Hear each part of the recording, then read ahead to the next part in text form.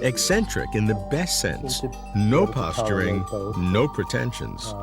In general, I think if you put emphasis on believing a set of rules that comes from somebody who's an authority figure, then there are terrible dangers. Most of the cultures exist because they've taught their people to reject new ideas. It's not human nature, it's culture nature. I regard cultures as huge parasites. I think each person has a lot of potential. I want people to be very unhappy that they don't understand cosmic string theory or something. I hate happiness because that means that you're not interested in anything. So you would have society be less, but that would make you more. If we can get happiness down to one, then everybody will be very busy and happy in a less superficial sense. Okay. Greg? I like the idea of having more options rather than less. There are all sorts of ways mankind could end up forever locked in some particular way of looking at things, but it seems to me none of them could be very good. That's why we need progress and understanding. There must be something better than all the things that humans have done so far. While most neuroscientists are interested in how the brain cells work, to me, that's pretty much like trying to understand a computer from how the transistors work. It's many, many levels of organization below the important things that distinguish a human from a crayfish or a snake or whatever. And I'm interested in the question of how this piece of machinery, the brain, can do things like remember what it's been doing in the past and can decide that what it's doing didn't work. How does it develop new goals? And most important, how does it make a model of itself as a being in a world and think about its own future and its past and its relatives and this very high-level stuff?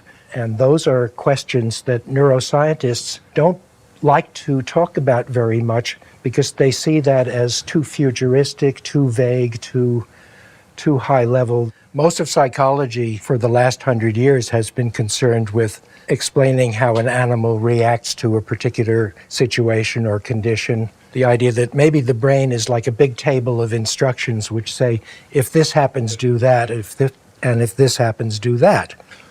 Then the interesting question is, an animal is born with a bunch of those, but how does it learn new ones, and what kind of experiences will cause it to behave in certain ways? How does a person imagine things that aren't real, and how do you react to an imaginary scene? We can do things in our head that have very little connection with the real world. So you can't understand a computer even if you know everything about its circuits, about how its transistors work. You really need to know what the procedures are and the programs. Mm-hmm. The ordinary words of popular psychology, like emotion and feeling and thinking and so forth, are hundreds of years old, and each of them is a clever way society has developed to not think about what's going on. Yeah. For example, what does feeling mean? Well, when somebody's angry, it's silly to say that's emotional. The way I look at the mind is that there are hundreds of different processes that you can engage at any time. So what happens when someone's angry? They turn off their ability to look ahead in the future. They turn on a lot of little resources that make you act quickly, and you can move more rapidly and with more strength, but you don't plan ahead so much. You remove most of your diplomatic abilities, and you get red in the face, which is a more physical process. And if you're lucky, it will intimidate the person so that they'll go away. It might start a fight, so it's risky. So anger is a way to think. For a long time, people have said, well, let's think of the mind as being two kinds of things, emotional and intellectual, or conscious versus unconscious, or rational versus intuitive. Mm-hmm. And these are what I call dumbbell theories. So people say, well, how could a machine be emotional, as though there was something mysterious and special called emotions? A popular view is that, well, ordinary thinking is like logic, it's rational, it's cold, it's colorless, and emotions are something mysterious, like adding color to a black and white drawing. Well, there's nothing mysterious about that. I think the problem is that there isn't really anything called rational. Everything depends on what goals you have and how you got them. And when you talk about a person being angry or in love or jealous or annoyed, that's a way to think. It's not different from thinking, each so-called emotional state is a way that the brain is arranged to be at the moment using certain modules or parts and suppressing others. The idea of self, it's almost a verbal mistake. It comes from the naive idea that a person is two things, a body and a mind. And we know that the body changes, but once we just divide into two parts, then it's easy to say, what's a self? It's a body and a mind, and you don't break those up. But are you the same person you were 5 minutes ago? Of course not. You're mostly the same. Are you the same person you were when you were 3 years old? Well, no. Here's what I think there really is. We build in our brain a model of what we are. And the simplest model is a body and a mind. But we don't have just that model. The beautiful thing about the idea of self in each person is that we have dozens of them. I have a model, you have a model of yourself as a member of a family, as a member of a profession. You're a neuroscientist, you're a TV producer, everything. And these are each different. I feel all those things you said are true, but I still feel a sense of undivided unity. Well, I think the sense of undivided unity comes because the first model you made is that I have a body and a mind. You got that when you were 1 year old or two, and that's still there as sort of the index of the others. But it's not very useful, except socially. For all everyday purposes, the idea of self is very important and very wonderful. From a cognitive point of view, it's a very stupid idea, and it's an obstacle to understanding how our minds work. Well, for example, Brains are exceedingly complex. Marvin explained them. But what about consciousness, our inner sense of private experience? Marvin, of course, offered his unique perspective. You have called consciousness a suitcase word. What do you mean by that? Well, I think the word consciousness is a clever trick that we use to keep from thinking about how thinking works. And what we do is we take a lot of different phenomena and we give them all the same name, and then you think you've got it. If you think in terms of the brain as a whole bunch of different kinds of machinery with various connections, then it's easy to see that it would be very hard for any one part of the brain to know what's happening in all the rest. There's just too much. Just as the president of a company, I believe the president of some technology companies are lawyers.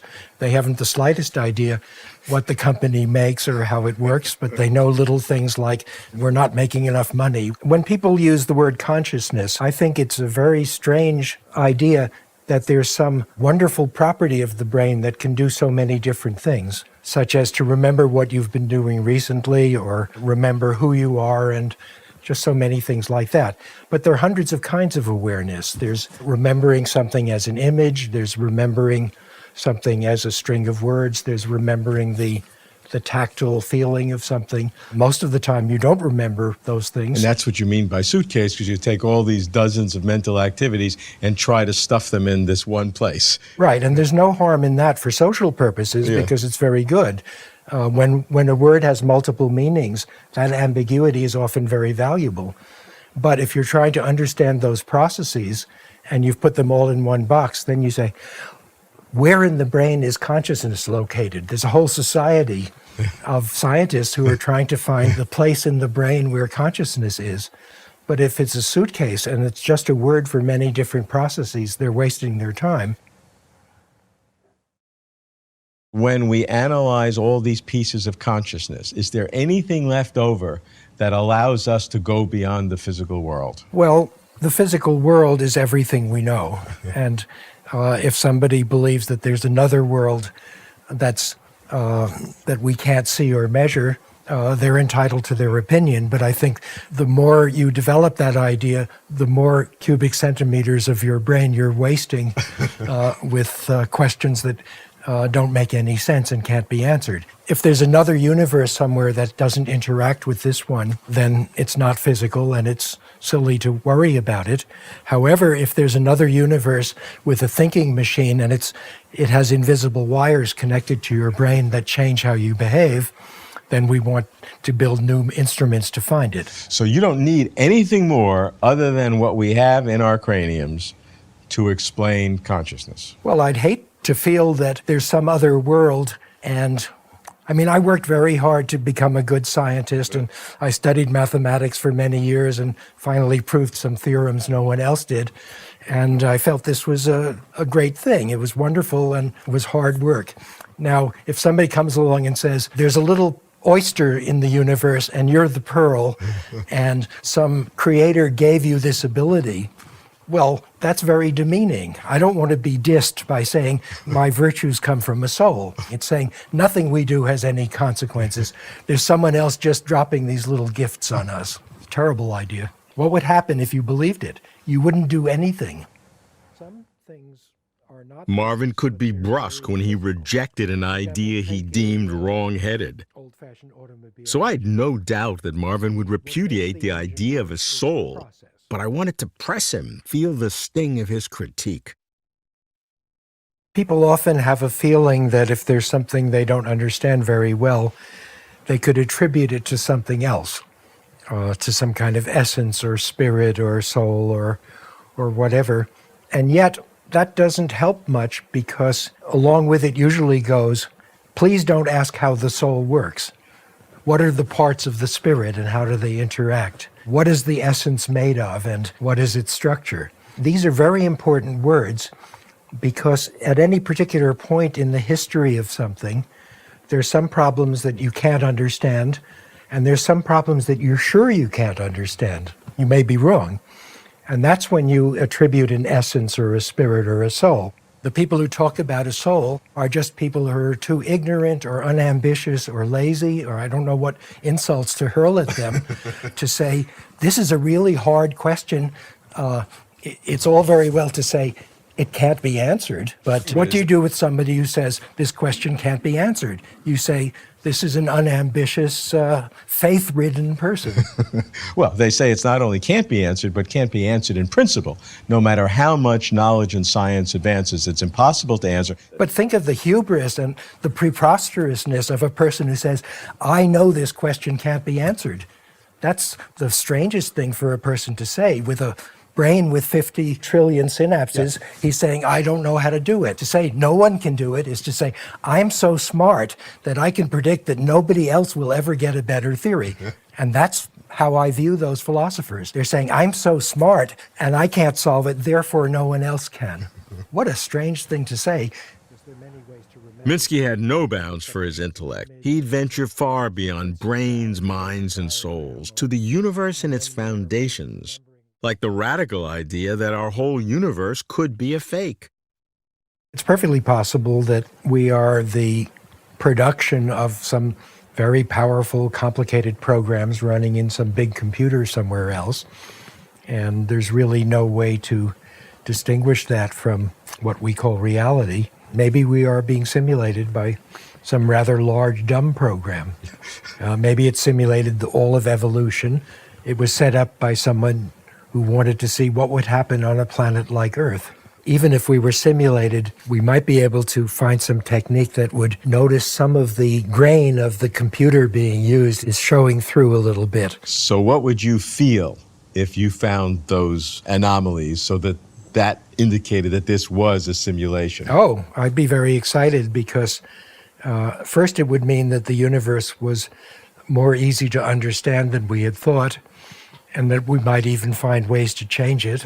Would also mean, though, that our level of reality is not the ultimate reality, and that you can do all your nice little things in our world, but that you'll have no understanding of what the real reality may be. Yes, and that might be a great thing, because otherwise we have to say, is this all there is? So wouldn't it be nice to know that we're really part of a bigger universe? When you look at the world, what do you think are the things that really exist? It's hard to know what to do with the word exist, because after a career in computer science, we know how to make simulated worlds, and we wonder what it's like to be in them. Now, you could ask, do the animals or do the people in these simulated computer games exist? And if you were to look inside, you'd find that usually they don't have any minds at all. Well, I think in the next 20 years, the characters in the computer games are going to get more and more complicated. And eventually they may have several levels of cognitive activities. So now you could ask, do those people exist? And you could say, no, they're just simulated in a program. But eventually, maybe they'll have programs as large as those in our own human brains, and those processes do everything that we can do. So now you could ask, for all we know, you and I don't exist in a physical sense. We're just being simulated by a fairly big computer somewhere. So you can't ever know that you exist. You might be a simulation. Or maybe we're just what a program would do if the computer were turned on. And it's not even running because it has the same logical possibilities. But how could we not be turned on even if we're a simulation? First, it could be a program that's running on a computer. Second, it could be a program that some programmer is just thinking about. Third, it could be a program that nobody's even thought of, just one of the possible programs. And that's where I think we have to stop. That's the only kind of existence that makes sense because the others are trivial. It's the process itself that's the real thing, and it doesn't have to exist in any ordinary sense. It's just possible. So you're defining real as possible. Anything possible is real, but there's no independent sense of reality. Yeah, so I wouldn't use the word real at all. I think it's obsolete and unnecessary. However, it makes sense to talk about what's happening in this universe, which is the one that we're stuck in. So if we could be living in a simulated universe controlled by some kind of super beings, what about living in an actual universe created by some kind of God? I couldn't have imagined Marvin believing in such supernatural things, but I couldn't help asking him why. Let me ask you about the spiritual world, the world of souls or God or angels or things that many people believe populate an immaterial world. I don't see any use for them. The spread of religion has been an amazing phenomenon for thousands of years, and it seems to me it's psychologically a wonderful device. Take all the questions you can't answer and give them a name. So somebody says, well, God did that, and the right question to ask then is, well, how does God work? And they regard that as rude. So there's something strange about theology. It's a system of thinking which teaches you not to ask questions.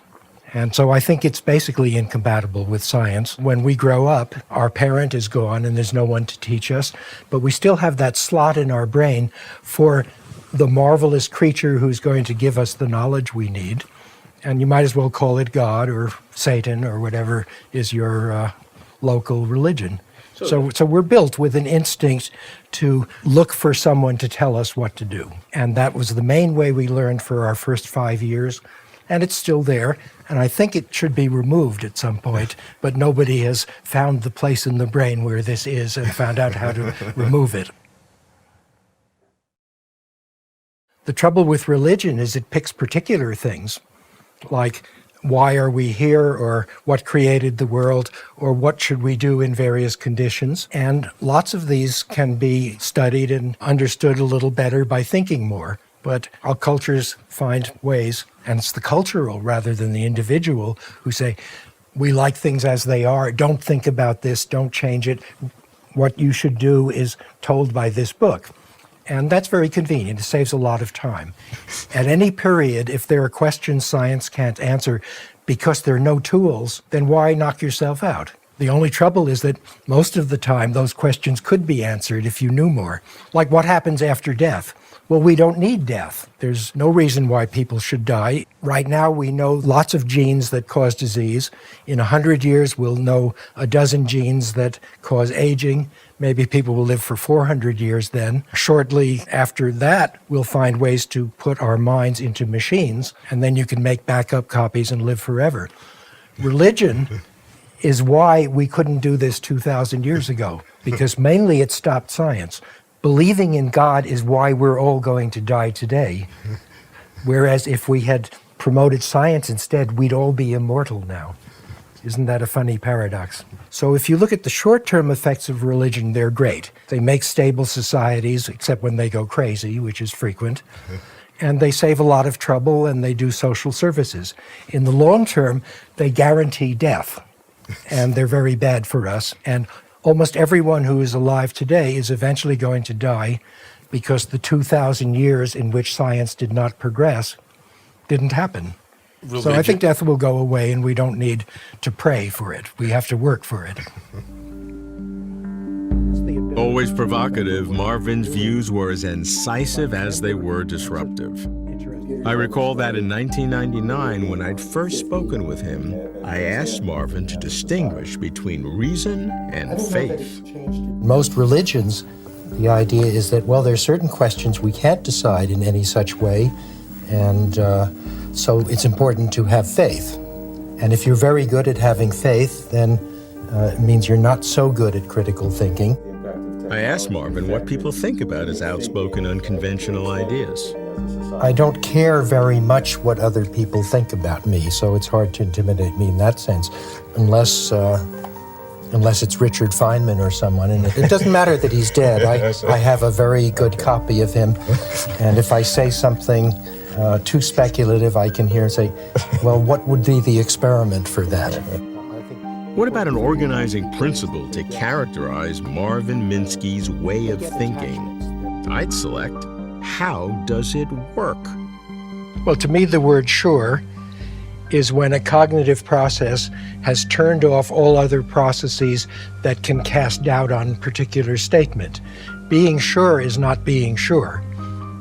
Being sure is a process saying, I'm not going to change my mind for a long time. Why did it form the basis, the focus of a new intellectual movement, artificial intelligence? The development of computer science produced a new kind of thinking, a new style of explanation for which there was really no precedent. And the idea was, how do you describe a process? For example, mathematics is good at describing things, geometry. It's good at describing curves, and it's good at describing mechanics, like the differential equation for a solar system. But it's not good for describing even a simple machine whose behavior depends on things that happen as they come in. The mathematical world is, to me, sort of frozen.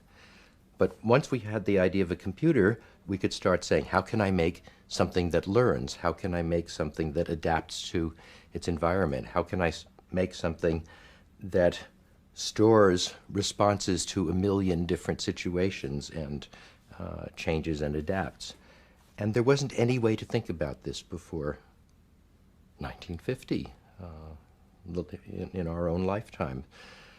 So all of philosophy, to me, is simply bad psychology, because the philosophers are struggling with the idea of trying to describe these complicated processes that we're made of in terms of simple things like logic and geometry, static, low-level, crude, coarse, vulgar descriptions compared to the subtlety of any process that has a million parts and a million bits of memory and responds to a million different conditions in different ways. There just was no science of such a thing before 1950. And presumably so little was known about the structure and workings of the brain that didn't offer a route either. Even to this day, no one knows how the nerve cells in the central nervous system work very well. There are a few theories, but I think any sensible person would agree that there's only a small chance that the first few theories are right. And so most of what we think we know about the human brain today is by analogy with what we really know from the computers. Now, one thing some people have difficulty with is this idea that you could study something like the workings of the human mind on a machine which didn't resemble in any way the architecture of the brain. What was the logic? What was the argument behind this? I think there are some very different views of the same thing circulating today, because some people say the brain is a biological thing. It's very different from a computer. It's soft. Computers are hard. It's cold. People are warm. the shapes of the cells are variable and curved, whereas the shapes of machines are square. But this is missing the point, I think. The brain is different from the rest of biology in a very important way, because in most of biology there are a lot of interactions and things are rather complicated. What was discovered around 1990, it's only a century old, is that each brain cell is more or less separate from the others. It's a separate machine. It's certainly in a bath of chemicals, but those chemicals are very carefully controlled. And so when certain conditions occur around the periphery of a nerve cell, then it suddenly goes bang. And that's absolute. It's very simple and clean, just like the parts in a computer. The signal flows along the fiber, goes to the end, makes some conditions for another neuron. So you might say that the cells of the nervous system are the closest thing in the universe to the transistors and gates of a computer. So I find it very funny that some people will say, oh, it's so different, and then they mention all the superficial features. And they miss the important feature, which is that unlike the liver and the heart and all the other parts of the body which are sort of continuous and analog, it's the nerve cells which are digital, they're on or off. Certainly they're very complicated digital devices, and they're the thing in the universe closest to computers. So it's funny to emphasize the difference instead of the similarity. But there is also the argument that the processes themselves can be studied independently of any implementation, isn't there? That was an argument. Well, one of the problems with the brain, and the reason why today in 1990 we still don't know how a cortical granule cell works. Most of the brain is cortex. It has believed to have 100 billion or more cells.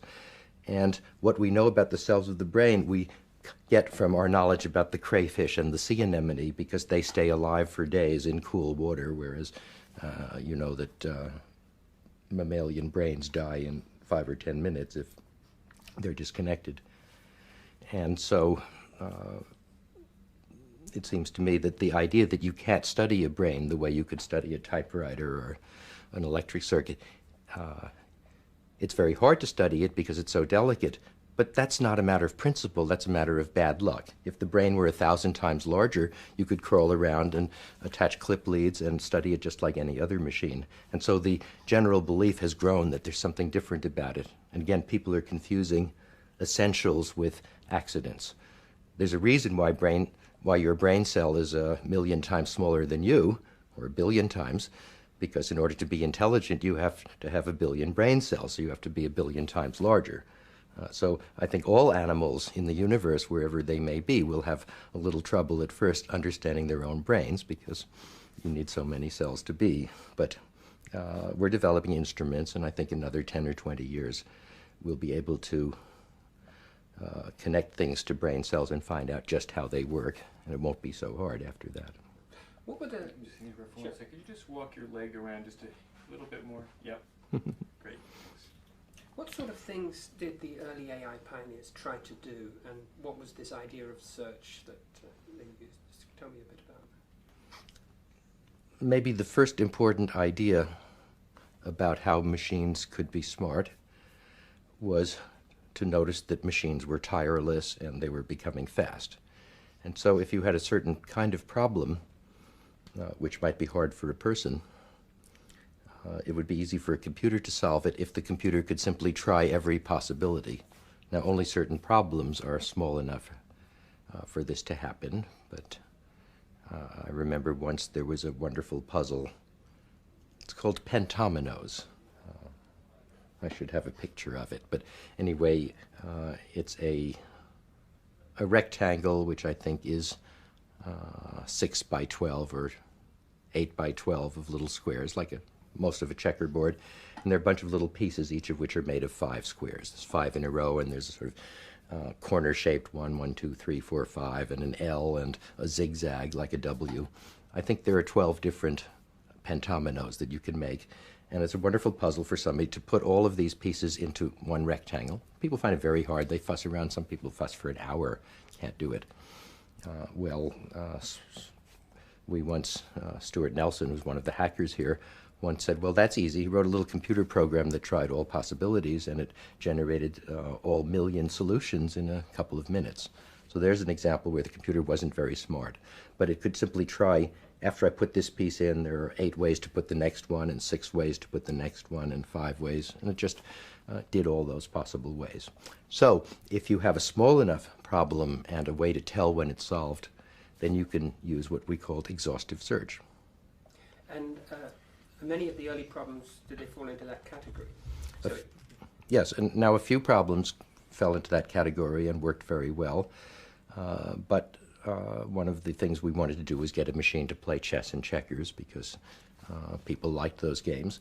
And it turned out for those games there's too many possibilities because I make a move in chess, there are about 30 things you can do typically, and then the other person can make about 30 replies. And so in 2 layers, that's 30 times 30, it's about 1,000. And 4 layers, it's 1,000,000. And 6 layers, you're up to 1 billion possibilities.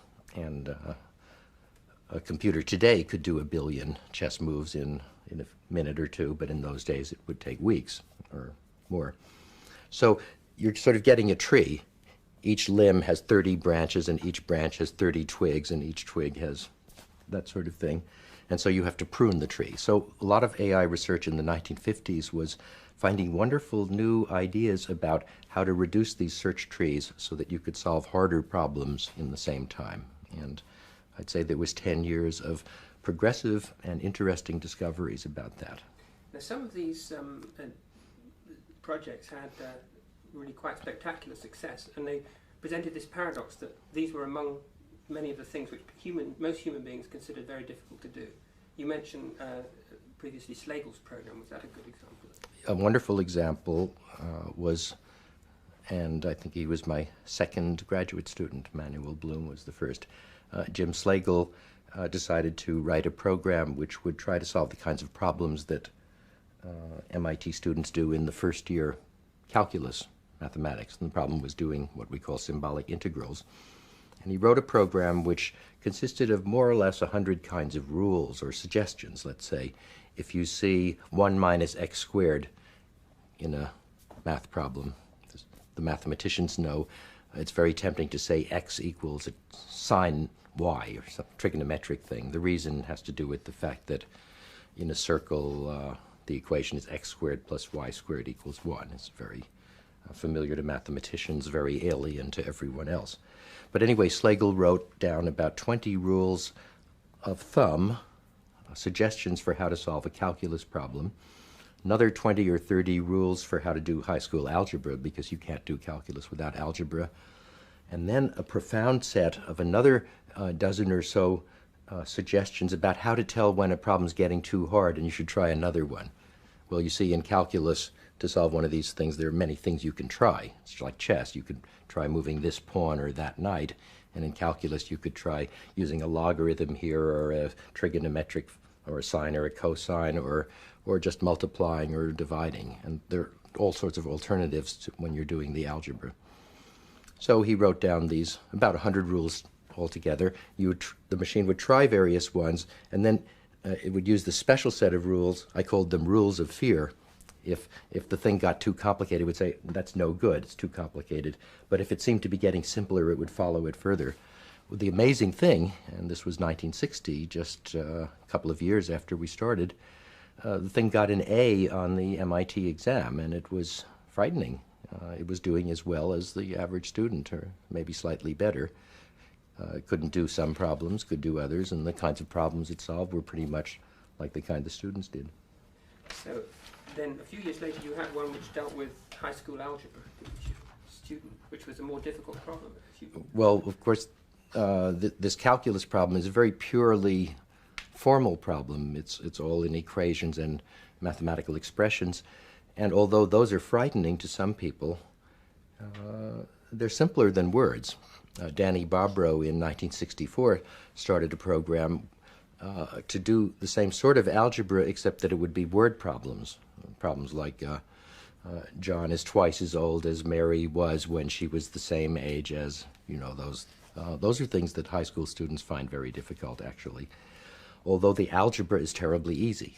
But the problem is that the words have too many meanings, and if you look at mathematical symbols in algebra, maybe it's like a language with only 20 words, plus, minus, x squared, such a small vocabulary in pure mathematics, but in the vocabulary of ordinary language, 10,000 for a normal person, 100,000 for a very articulate person.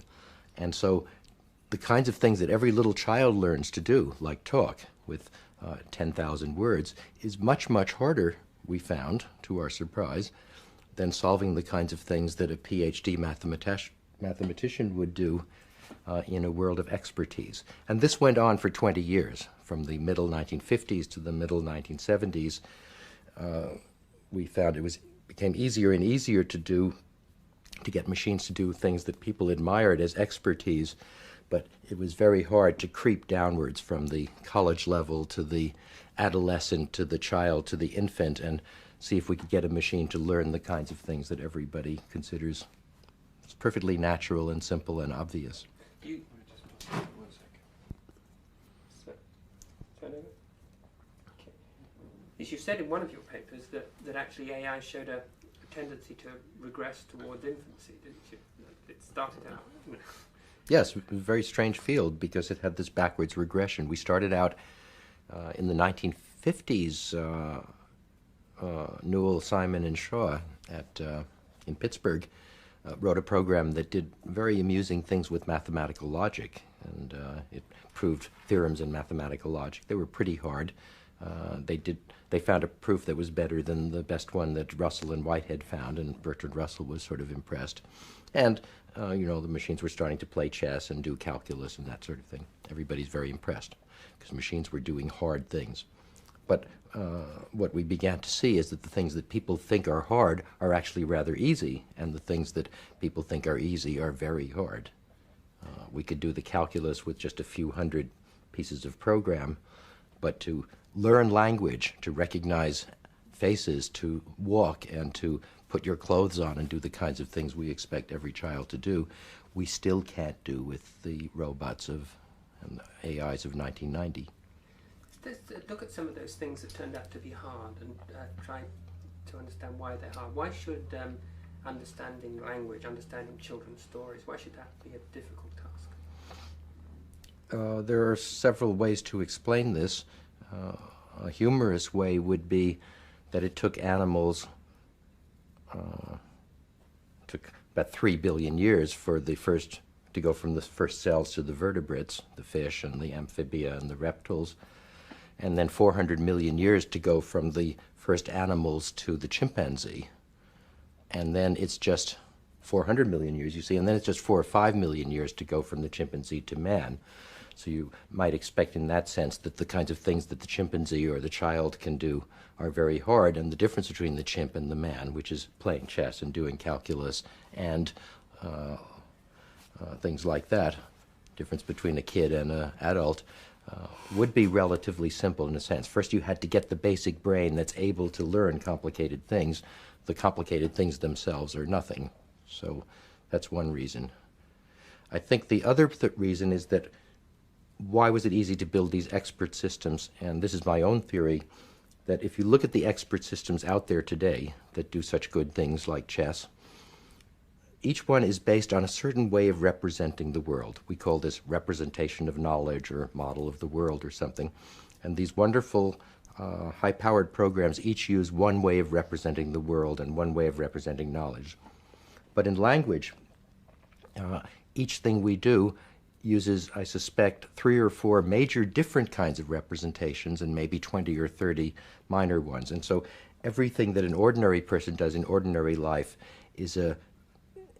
consists of maybe 20 different ways of proceeding and all their relations between them. That's much more complicated than the kind of precise, narrow thing that an expert does. For example, when I see a dog, I recognize it as a physical object, and part of my brain says, oh, that interesting thing weighs about 4 pounds, and it has this color and so forth.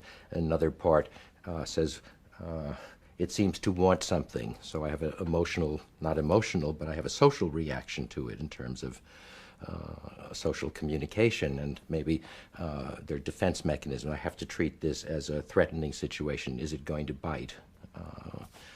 When you meet a person, you're discussing a particular topic, you're wondering how you're getting along with them, you're trying to cope with cultural differences. If I meet somebody, they say, "Where do you live?" If they're a foreigner, I say, "I live in Boston," or "I live in the East Coast of the United States."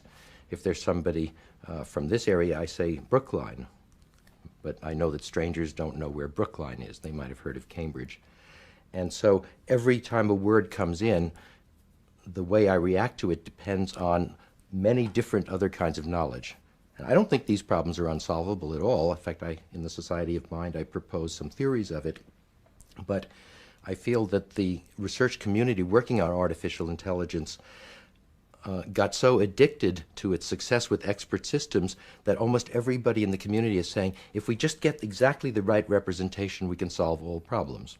And I think the reason why it's hard to get a machine to behave like a child is that it's not finding the right representation that's important at all. It's finding 6 or 10 representations and discovering how to manage the relations between them. I don't think that's a very hard problem, but for some reason no one works on it. It's outside the scope of what people consider their job. Now we'll change the headset. Right? Yeah. Your thoughts on the Society of Minds, which I'll come to, that came out of your work on Block's World, didn't it? I wonder. I mean, or many of the ideas were developed during that. I wonder if you could tell me how the Blocks project started. And Can't remember. there's a story that's told. I don't know whether it's apocryphal, which says that this was conceived of as a holiday project. Is that true or not? There's a garbled story about Jerry Sussman. Yeah, is that true or not? No, what was true was that we had a vision project trying to get the machine to see these blocks and other things, and it wasn't working very well, and there was a very smart freshman named Gerald Sussman. So I decided that the reason the vision project wasn't working very well was that everybody must be on the wrong track, and so I put him in charge of it for one summer.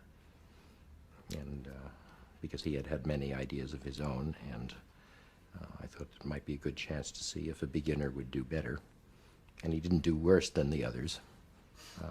The legend changed into, I've seen it written that Minsky put a graduate student in charge of the project, but that just shows how conservative people are. It was actually a freshman, and he's now a professor. He's a rather good freshman. Why was stacking blocks a very difficult problem? Well, we decided we wanted to make a machine that interacted with the real world, and a nice way to do that would be to give it eyes and hands. And so I decided we should try to get the computer to be able to see things, and when it sees something, it should be able to do something with it, pick it up. And that turned out to be very complicated indeed, because when you try to recognize an object, it's easy enough to get a picture into a computer. We made circuits that used things like television cameras, which were just beginning to be usable. And the trouble is that a block or a box is different. You move it this way, it's a different shape. And so you almost never see the same thing twice. Sometimes there's shadows on it, sometimes it's darker or lighter. Different boxes have different surfaces. Sometimes there are things written on it. So that even though to you or me or a child the idea of seeing a block seems simple, it's actually very, very complicated. It's out of focus. Sometimes if the light on two sides is just the same intensity, you cannot see the edge. So there are plenty of problems. And it turned out that somebody would write a computer program to locate a block, and it would work on 3 blocks out of 10 or 5 blocks out of 10. It just wouldn't find the others. Then another person would write another program to find blocks with a different idea, and it would work on different blocks. It wasn't that you could say each program got a score of 40% or 80% or something. Each different program would be better or worse at different jobs.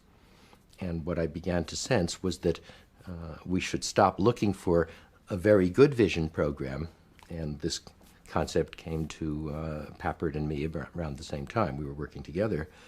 The idea was, all right, let's see if we could get 10 pretty good vision programs and get them and manage them and see which of them seem to be working in different situations. So the idea of the society of mind was that in the brain or in the mind or in a computer, you shouldn't look for perfection, and you shouldn't go around trying to debug programs and find the best possible way to do something. You should find a lot of different ways and have different resources, and then you should make managers that can decide under which circumstances to use which ones. Now, I still think this is the way to make big programs work better, but no one does it. And so this idea, which is now from about the late 1960s, and now it's the early 1990s, in spite of how simple and clearly correct this idea is, it hasn't caught on, and I'm very disappointed in my colleagues and people in the field of AI in general. For some reason, they've gotten fixed on the idea, let's get it right. And that's wrong. There is no right in the world. Right. I mean, there was, just before we go on, there's one sense that you said before that it had been possible to capture the knowledge of an expert. How was it, taking something like a child stacking blocks or listening to stories, what was different in the kind of things that they knew, children knew, as compared to experts? What was? Well, what happens in understanding a simple story, my friend Roger Schank at Yale, now at Northwestern, had many of his students work on the problem of getting a machine to understand a simple children's story. We did that here and a few other places. And that's different from doing calculus or playing chess, because in chess there are a few rules. It's pretty clear what to do. It's very hard to know how to play as well as a human, and nobody's figured it out yet, although the programs now play better than most humans, maybe very much better, but they don't do it the same way, and they're still using a lot of search. But when you understand a story, you come across a word like boat. And what does boat mean?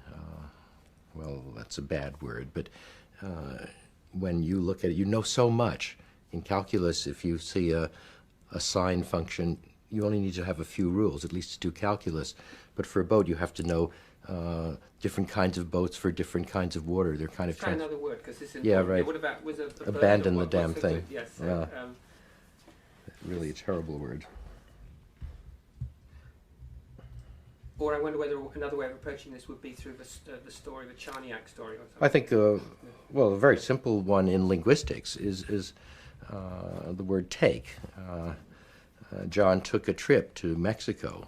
Very strange word. Sometimes take means to obtain a physical object, to take it away from someone else. It's a social thing. Taking a trip, I don't know what that means. Take a look. You see, there are, if you look in the dictionary, you'll find 40 or 50 different entries.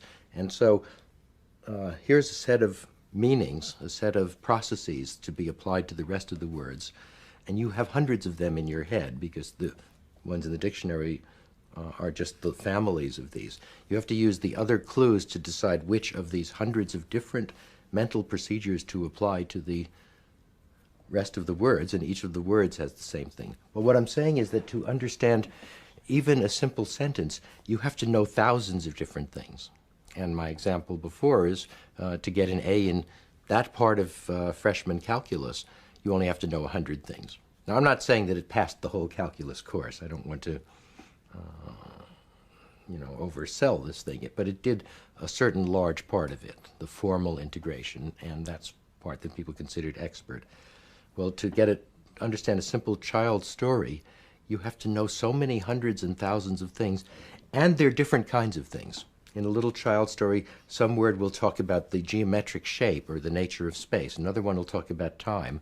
Another thing will engage social relations and a normal person's fear of the unknown, or greed, or acquisitiveness, or territorial defense. And just to begin to talk to a 4-year-old, you have to know all those things. So what I'm saying is, for a beginner to play chess, you have to know 100 rules. And if you do a little exhaustive search, you can avoid the simplest disasters.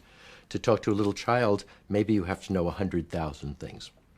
So what I'm saying is these simple things like understanding a little story seems to me maybe 1,000 times more complicated than at least beginning to approach human competence in narrow expert domains. Now, most people, is it true to say, in artificial intelligence moved to a consensus around a knowledge-based paradigm, even if they didn't go along with you and Papert on society of minds? Well, most people in every field end up in a few clusters of establishment. I don't know the statistics, but I'd say certainly in the applied area, a large proportion of people use rule-based expert systems. In the world of research, a large number of people use languages like Prolog, which make it easy to work with rule-based systems. In America, maybe most of the world, when it comes to representing knowledge, by far the majority of people, I think, use something related to mathematical logic. The others use frames and scripts and rules. But the most popular ways of doing things are always the ones that are the best established from 20 years before. So everyone agrees that sort of knowledge is the thing to represent. That's the key. But you're saying everyone agrees that that you can't have an ignorant but brilliant machine be very good at solving problems, because in order to solve a problem, you'd better know something about the subject. Otherwise, you have to make all the evolutionary mistakes. But what they don't agree on is how to represent the knowledge. And I'm afraid that mostly they fight about which representation is best. And I feel that we have a dozen pretty good representations, and I wish there were 100 people working on the managers, because I'm pretty sure in the brain that things in the visual cortex are represented one way, maybe by sort of two-dimensional structures, and in the auditory cortex, there's two of them. This one maybe uses rule-based stuff. This one uses something called semantic nets. Other parts use frames and all the different representations that the researchers in artificial intelligence have developed. I don't know a one of the dozen or so popular representations that isn't better at something. And so I suspect that the brain has evolved lots of knowledge representations. And the exciting problem is how to coordinate them. Now, the problem which all these approaches were aimed at is this common sense knowledge problem, isn't it? What's meant by common sense knowledge? I think the expression common sense knowledge has a couple of flavors. They're almost contradictory. Maybe the literal meaning is common sense knowledge is the knowledge that everybody shares. And you can trace that back, for example, to childhood. Every child knows what a parent is, except one that doesn't, and we don't care much about exceptions here. So every child knows something about family, and every child knows things about social relations, that if you hit somebody, they make an expression suggesting annoyance or pain, and if it's another child, it might fight with you. It's just so many thousands of little things. Everyone knows that if you hold something and release your grip, it falls. They don't know about gravity, but they know that this is common sense. There's no person that you can communicate with who doesn't know the same things you do about space and time and social relations and geometry and language and whatnot. How large is this database that we all share? I suspect it's about 10 million items or units, whatever units are, but nobody, depends on your representation of knowledge. Now, there's another thing when we say common sense reasoning. It's as though there's a kind of thinking which is very simple and obvious, and everyone has it. And that's, I think, a bit of an illusion. The kinds of reasoning we find most simple are perhaps the most complicated and highly evolved ones in our brains. Okay, do you want to fix that? So what do you mean by an example of common sense knowledge? As opposed to common sense reasoning, as opposed to common sense knowledge. Boy. And is it important? I think an example of common sense reasoning is that if you see something move, then you say, well, either it's an animal and it moved for a reason of its own, or it's a physical object that's inanimate and it must have been pushed or blown or something like that. So that we all share kinds of reasoning. When we see something happen, we make explanations. And these, I think, are rather complicated and very important, and nobody knows very much about them. Now, many of the critics of artificial intelligence at this point listening to your description of common sense knowledge and common sense reasoning, might say, or did say, that these things came from growing up with a body, and that the idea of a disembodied artificial intelligence was therefore in question because of this. I think that there was some criticism that somehow you couldn't separate the brain from the body and the world, but I never could understand what the critics who were talking about that had in mind, because of course if a machine has to learn something, it has to have some environment from which to learn it.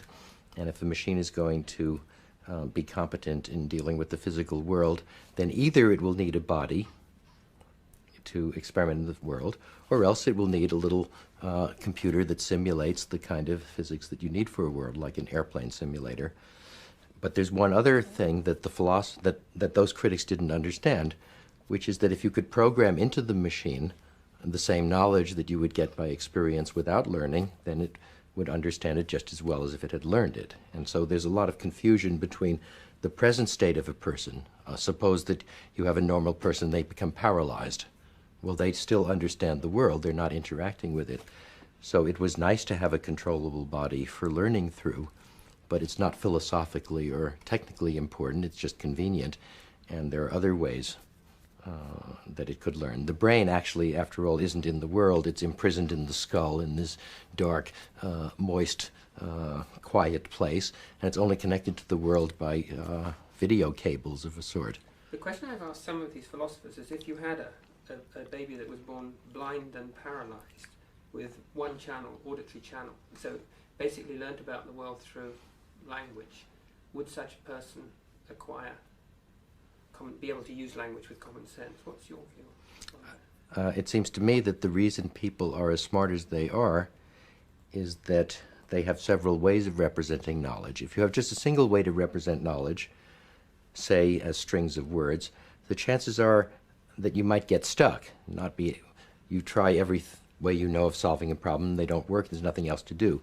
If you have a visual way to represent the world, and an auditory way, and a logical way, and a possessional way, and a political way, and so forth, then whenever you're trying to solve a problem and you get stuck, you can shift to another way. And so the more modalities, it's not that you have more senses, it's that each part of the brain connected to a sense organ has actually evolved a different kind of hardware. And so the person who's born deaf is a little bit handicapped because they don't have access to a kind of one way of dealing with the world.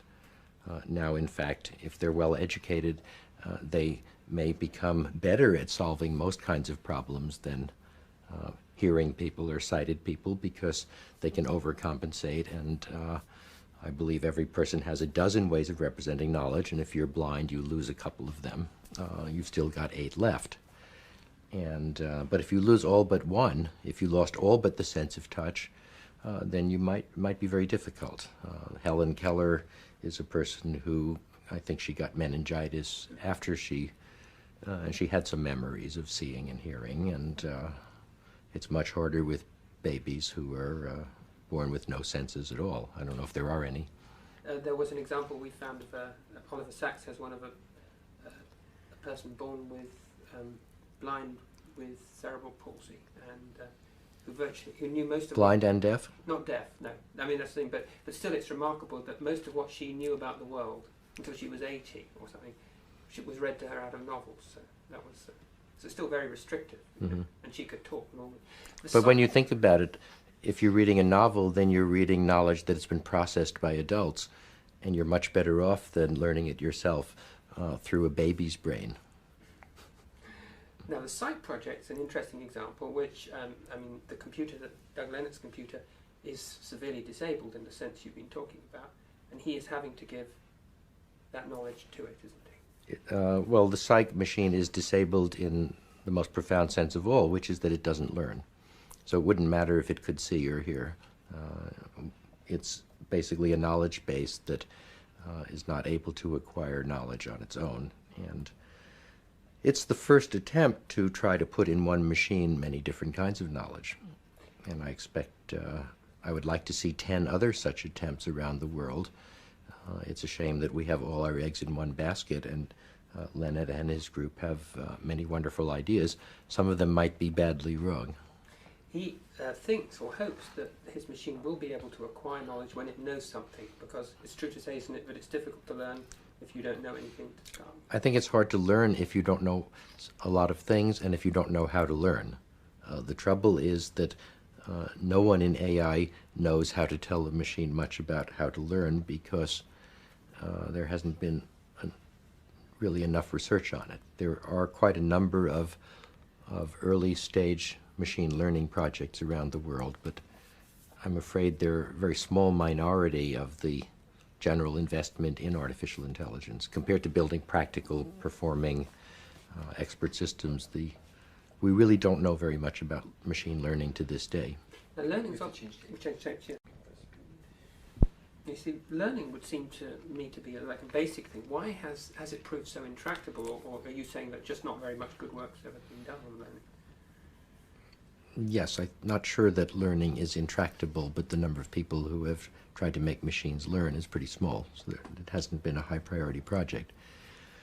In order to learn, I suspect that you have to go through stages. That is, unless you have a certain set of concepts and processes for using them, it's very hard to understand the next step. It's the way Piaget, the great Swiss psychologist, described the development of children. He didn't have much of a theory of how they learn, actually, except maybe in the earliest stages of infancy, but he pointed out that before you can understand the idea of conservation of matter or energy or something like that, you already have to, or he thought, you had to have the idea of distinguishing between actions which are reversible and irreversible. For example, if I take a piece of clay, a ball of clay, and I flatten it out, it looks much bigger. But the older child knows that the flattening out process was reversible, and we can just roll it up again. And so the child knows, well, if the operation is irreversible, then in some sense, the greater extent is not essential. It's just a momentary feature. And gradually the child accumulates a number of ideas which amount to that there's a certain quantity of substance. And what Piaget is saying is that you probably can't learn that concept in its full power, in all of its facets, until you've got these other ideas first. So there we're saying that you can't learn the idea of conservation until you know the idea of reversibility. Well, maybe there's another route, maybe there isn't. Nobody's thought of a plausible one.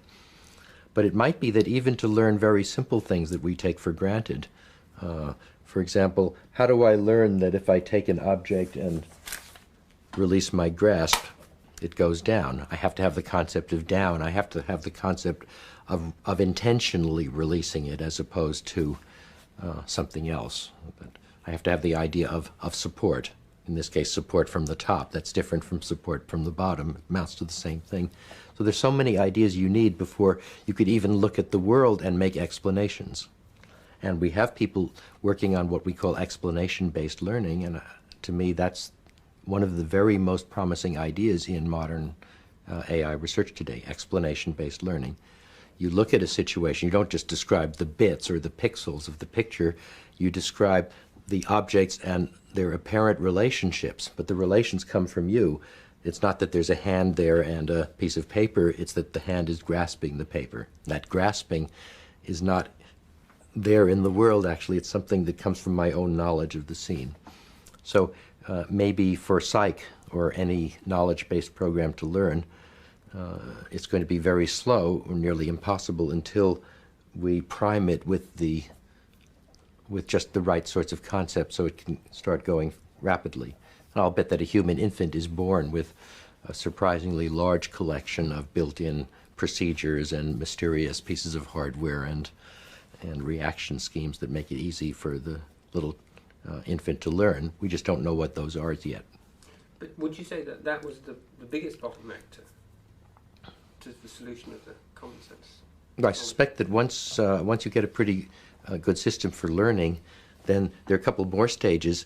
Maybe the child can then starts experimenting, or the machine, with variations on ways to learn. Because after all, some people might take 5 examples of something before they say, well, maybe that's the general rule. And they're more impulsive people. They see something happen once and they say, oh, whenever there's a this, that'll happen. That people go so far, you call them superstitious.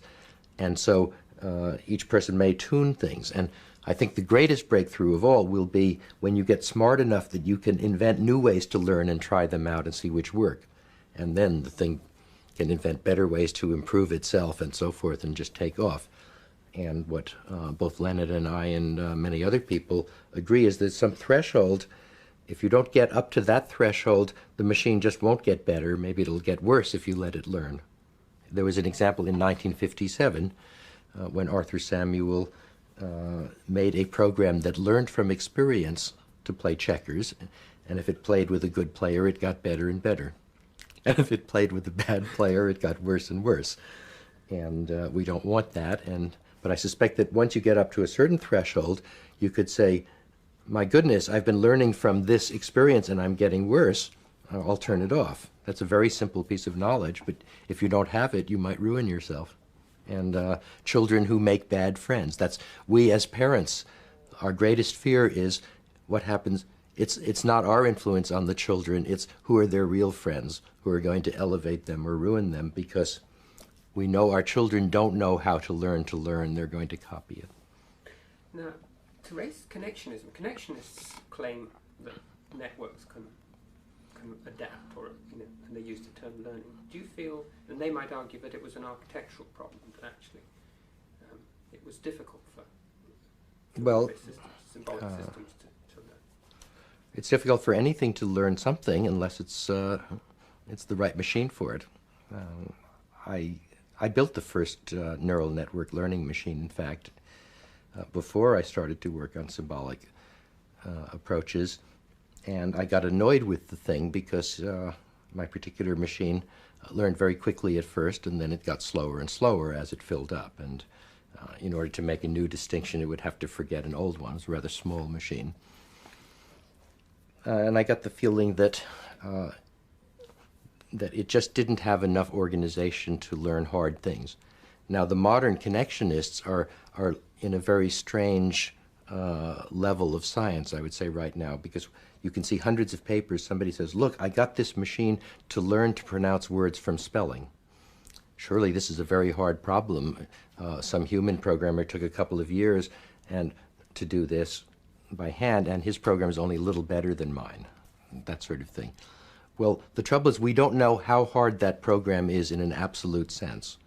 If that human programmer managed to write a program, I still don't know what it is he understood in doing that. And I don't understand what the neural net did. As far as I know, until they get some more science, we just have to look at these anecdotes. People say, I got a neural net to do this, I got a neural net to do that. Sometimes you hear somebody say, I'm trying to get it to do this, but I can't. Of course, people don't publish what it won't do. And so we don't learn much from this because they're just anecdotes. So people are angry at me in that field because my feeling is, yes, if a neural net did that, it shows that probably the problem that it was solving was easier than they thought. And they get very angry. But instead of getting angry, of course, what they should do is come up with a theory to show me that that problem was in some technical sense hard. The trouble with the field right now is that there aren't good theories of classifying problems into levels of difficulty. In other parts of computer science, there's been some progress on that. There's what we call the theories of algorithmic complexity, but they're still not very good. And so the progress of psychology in general, and particularly connectionism as a science, is going to depend on the invention of better mathematical theories of how difficult problems are. Just as in physics, physics couldn't progress until, even after Newton, until we had more theories of the characteristics of different kinds of differential equations. Otherwise, they'll just be random. Right, every now and then somebody will solve a problem, somebody will not solve a problem. We won't know whether they were lucky or all the problems they're solving are easy or they are making really profound discoveries. So it's a little muddy until you get a theory. But most sciences proceed 50 or 100 years with the experiments ahead of good solid theories, so I'm not complaining that much. Now, when you began, 1956. Your colleague John McCarthy and you. Since then, I want to introduce Society of Minds. Your views have diverged somewhat. How would you just characterize the difference between? Does he still believe you can get at these things through logic? Or it's rather tricky to describe just where we agree and disagree. We both agree very much, and always have from the beginning, that in order to for a machine to be smart, it would have to have common sense knowledge. Where we differed, I think, was on how that common sense knowledge would best be represented, and on what are the reasoning processes that use it. Now, he's maintained that it would be good to have a uniform logical reasoning process, but in order to do that, you have to find ways of dealing with exceptions and suppositions and things like that, and he's been working on technical subproblems of that sort for some 30 years. How do you make a logical system? How do you have an axiom and tolerate a few exceptions?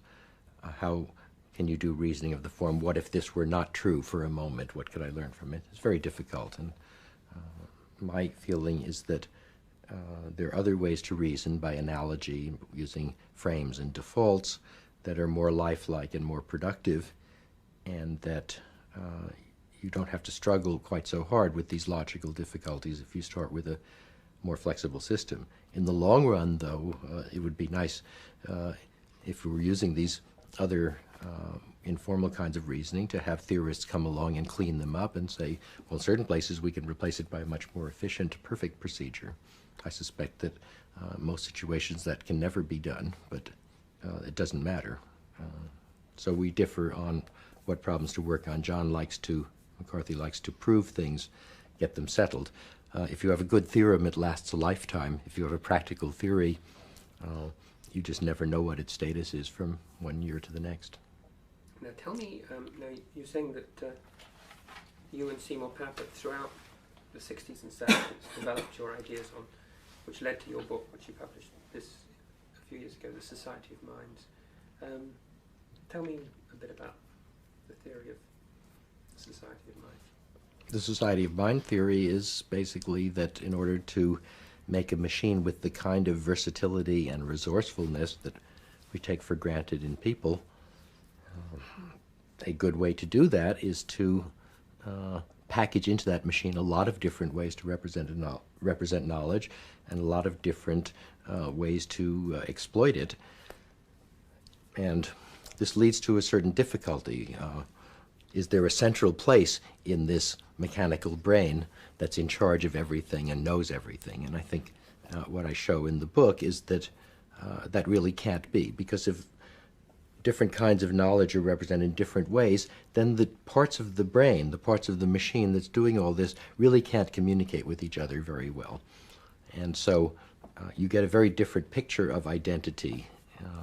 And I can't explain it briefly, but it's a 300-page book, and in it I think I show all sorts of new ways to explain problems that have bothered psychologists and philosophers for a long time, like what does it mean for a machine to be conscious? And what I argue, very much as Freud did, is that this is not so difficult a problem as people think, because the phenomenon of consciousness is overrated. If you talk to people, they act as though they know what they're thinking and they know what's out in the world and so forth, but in fact, you don't know where you got the next sentence that you speak. I don't know where my words are coming from, what made me think of them.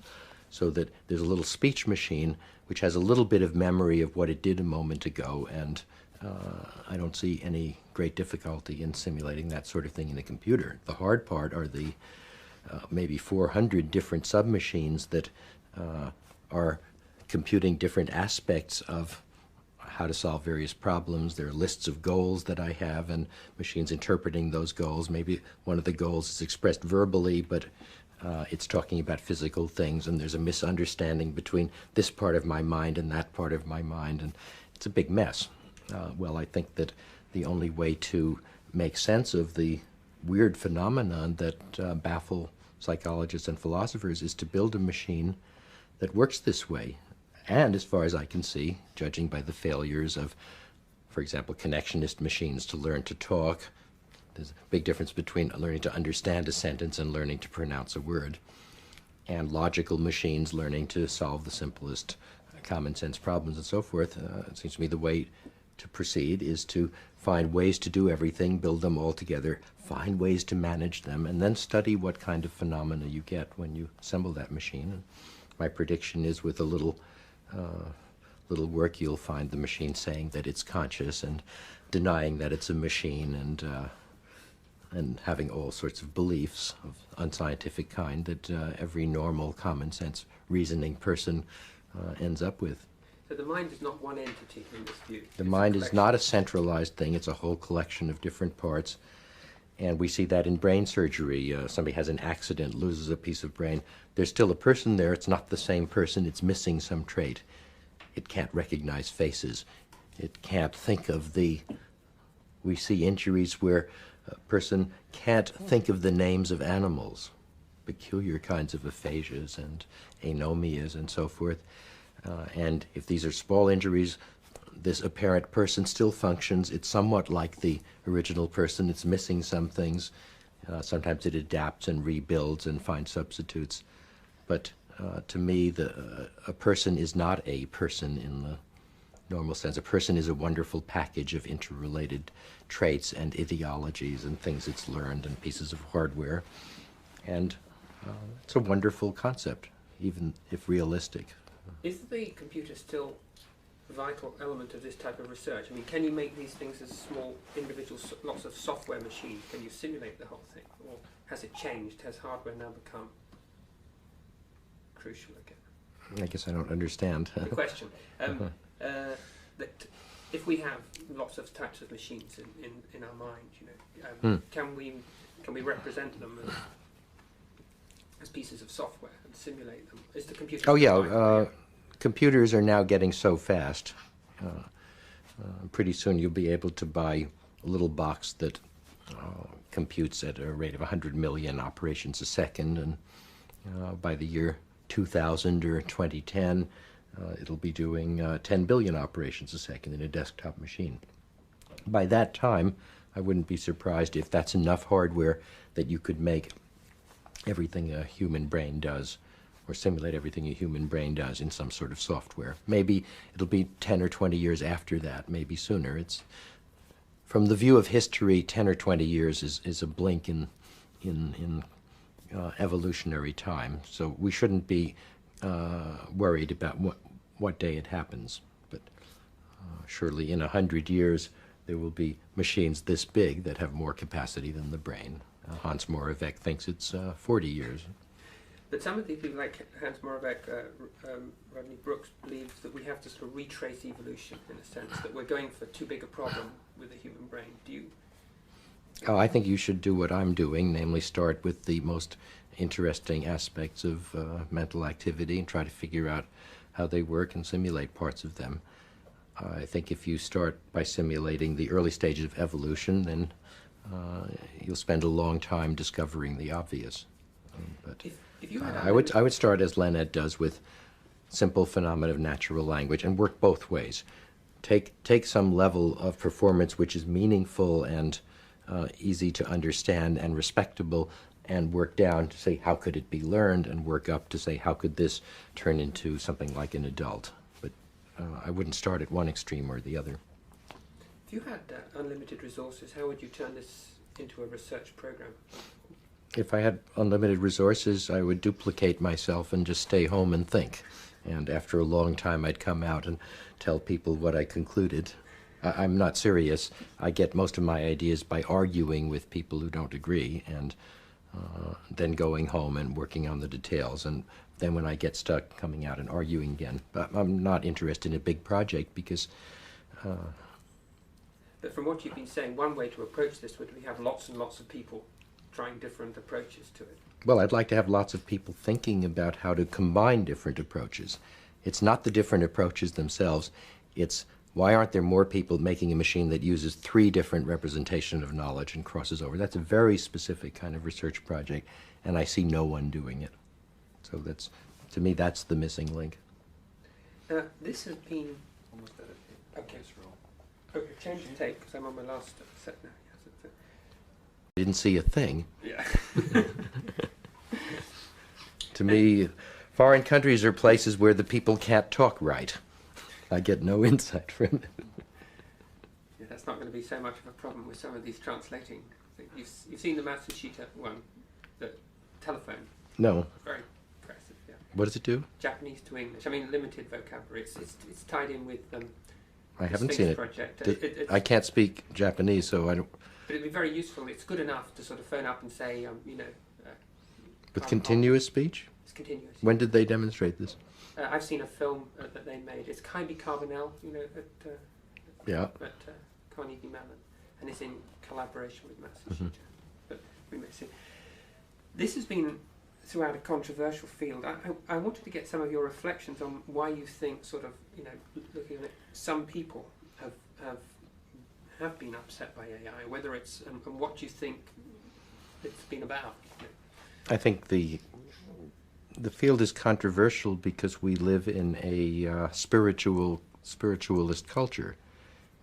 When Pasteur argued that living things were just chemistry, that was unacceptable. And because people said there's a real difference between things that are alive and things that are dead. In fact, you don't even apply the word dead to rocks. They're not worthy of it. What do we say? Alive and inanimate. And so in the 19th century, until Pasteur roughly, this was considered to be a very important distinction. Now, in science, there's no distinction at all. Nobody considers living things to be any different from other things, except that it happens to have certain processes going on. Well, I think the same thing is, people think that we live from a tradition from Plato on, which is that there's a mental world.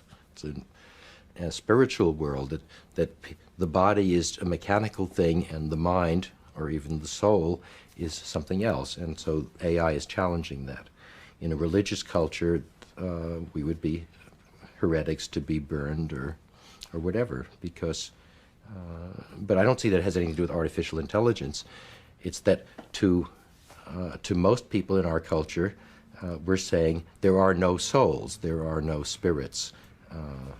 And so this is a religious controversy, not a technical one.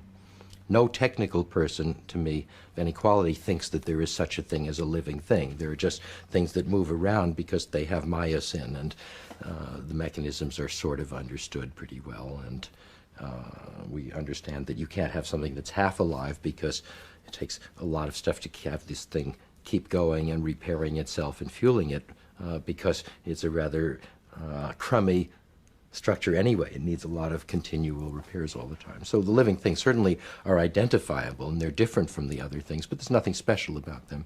I think the same thing is the case with mentality. That is, if you have enough knowledge and enough processes and enough other processes to keep it in contact with what it's doing, then you get a mind, and I don't see it as something to argue about. But if somebody thinks that we have a spirit and an inherent value which is different from the stuff we're made of, then of course it's a threat. But it's a religious argument, not a technical one. But some people who wouldn't be religious might also... They don't know they're religious. They don't know they're religious. I wondered whether it was a uniqueness of... Religious that, is, to me, religious is the superstitious belief in spirits that don't exist.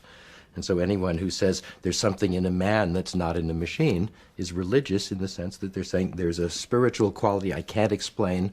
No matter what you say, I refuse to believe that I don't have it. That's faith. That's not...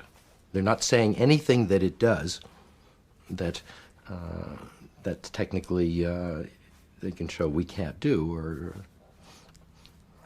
There's another interesting facet about what's happened in AI. It seems to me that whenever you've done something, the problem's been redefined. So, because clearly, still today, people would think, you take a program like Mathematica, I studied physics at university, it can do pretty well all the maths I ever did, and so forth. So clearly that's clever. But there's a way people say, well, that's just mathematics. What's really difficult and so forth. Well, it's nice you gave that example, because Slagle was the first program to do formal integration. Then Joel Moses, 4 years later, wrote another one, which was somewhat better. Then he and Carl Engelman, Bill Martin, a number of people worked on it. Then Bobby Cavanis and Robert Risch came in, they added more mathematics, it got better. Now it's better than any mathematician in the world. And so now that it's that good, it's not considered experimental or controversial. So it's out of AI. And typically, as the machine gets better and better at something, it gets its own identity. Has that been a hard thing to take? I mean, you know, that the successes get shunted out of AI. It depends on what you're looking for. In a funny way, in physics, for example, that's a game for young people because it's very hard. The new theory of physics comes in, it's more complicated, it wipes out the old one, maybe it's simpler, it's hard to keep up. In AI, people it's so controversial that it's still easy for me at my age to make up new theories. So in a kind of selfish, personal way, it's very enjoyable that there's this hostility.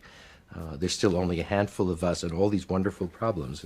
It's like having all the children's blocks you want and the other kids don't come and take them away from you. But I think it's too bad that more people don't understand how much more we could do if people would sort of try new ways and cooperate and try to combine these methods instead of always arguing, I want the best one, my method is better than yours. So. Just winding up now, what has surprised you most about the development of A, of computers, and B, of artificial intelligence when you think back to the 1950s?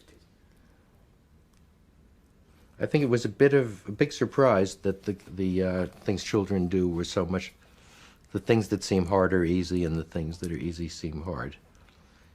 Other than that, it's hard to dissect that because I never tended to think in terms of how long things would take or how hard they were. It was more saying, if it's easy, then I don't want to bother with. If it's too hard, I don't want to work on it now. And did you imagine that computers would become as ubiquitous as they? I don't know if I imagined when. I think everyone was surprised when the machines got twice as fast in memory, got twice as cheap so rapidly. But when I was a little kid, I read H.G. Wells and E.E. Smith and Isaac Asimov. It was a great pleasure meeting him and keeping up with him now, because how often do you get to meet your gods? And so I read science fiction more than anything else. I don't read ordinary literature at all. I read some technical things, and I read science fiction novels, and nothing surprises me except why doesn't everybody see that this is the right thing and work on it? How has science fiction been at treating, I mean... Well, science fiction is like any field. Most of it's bad, but it's full of a dozen people who I think are great philosophers of our time. Asimov and Fred Pohl and Arthur Clarke and now Greg Benford and David Brin. And now that I started, I feel Werner Vinge. I feel everyone I don't mention, Harry Harrison, is being left out. But these are the great writers, but the publishers have got them in this niche. But when I see Norman Mailer or someone like that, that's trash. Why, he's no better than Aristophanes. He's writing again about the human condition and people screwing each other and people betraying and being attracted and infatuated. It's the same old stuff. But in science fiction, people say, what if something were actually different? And general literature is, what if things were the same again? It's too boring. You mentioned Asimov, but were you a bit disappointed that robotics proved to be so complicated and developed? Well, he didn't say when. You know, it predated computers, really, didn't it, in Asimov? The machine he talked about. Oh, Robert. Yeah. I was so entranced by Robert Heinlein's book in 1940 about remote manipulators, and we still don't have those in any quality. So some things are unaccountably slow. I tried for years to get people to build robots with 5 fingers, just like hands. I said, no, it's too hard. After a long time, they started making ones with 3 fingers and then 4. Why don't they just bite the bullet? Because I want a 5-fingered one so I can slip into the glove and get an output. And I don't understand people. It's only 20% more than 4 fingers. It's not as though it were twice as hard. Final question. I want to get some idea. I'm asking people this. How do you think, it's a guess, future historians will rate the computer as an invention? It's obviously got ramifications in some areas of life. How would you rate it? I'd say there were Dark Ages and then the Enlightenment, and it came in 1950 rather than 1350. They'll just move the transition. So the computer is the... The computer is when people started understanding processes instead of just static things. And so philosophically, that was a great difference. Before 1950, there was no way to describe something that was changing. So it brought an enlightenment in. A new way of thinking, that there were procedures, and that in computer science, you make a procedure, you say, here's the procedure. It's on this disk, it's a little package. I'm going to take this procedure and that one, and put them together, and I'm going to attach this one here on the side. So that what happened in 1950 was that we could think of processes with the same mental equipment that we could think of things before. Everybody has known for 10,000 years that you can build something higher by stacking one thing on top of another. Now we know about subroutines and recursions and tail recursions, and there's 100 words that the average person doesn't know, which are just important as the old word like beside and on top of. So most people don't know that what happened in 1950, that man for the first time learned to talk.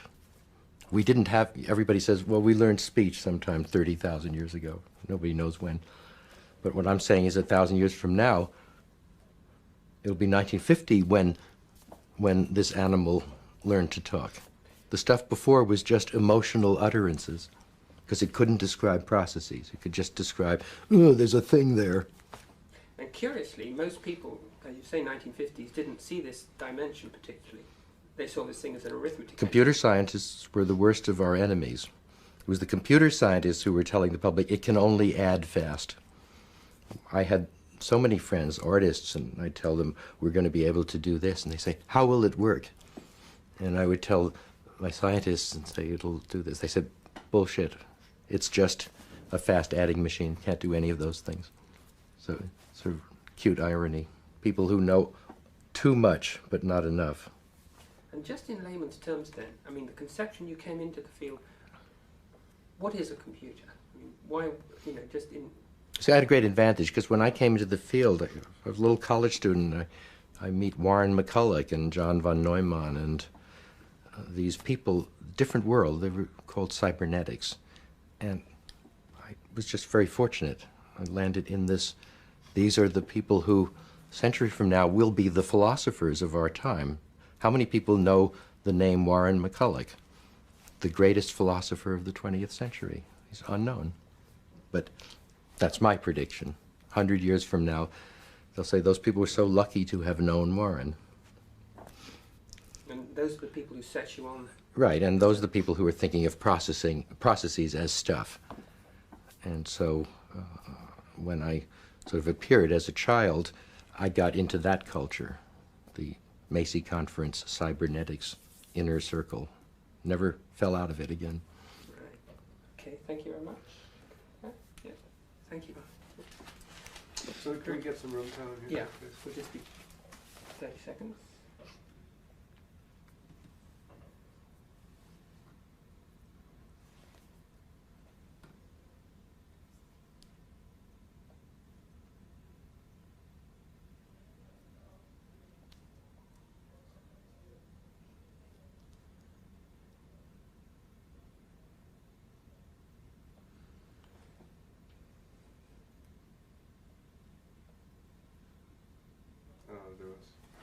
Marvin in the university for 3 years and work on anything. And I worked on several different things in those 3 years. And I started thinking about how would you make a computer think. I got a lot of theories about that. I started to write them down and balance them around. And I guess I finished this set of little theories by 1961, and I published this big paper. And I never had any problems after that, because that paper was, everyone in the world looked at that and said, oh, that is the right thing to work on, I'll do this part.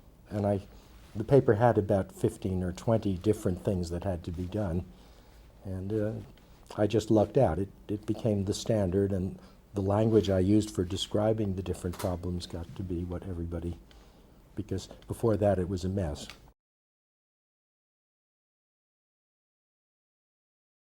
I always felt that I lived in a golden age, and anything I did, people would say, yes, let's do that.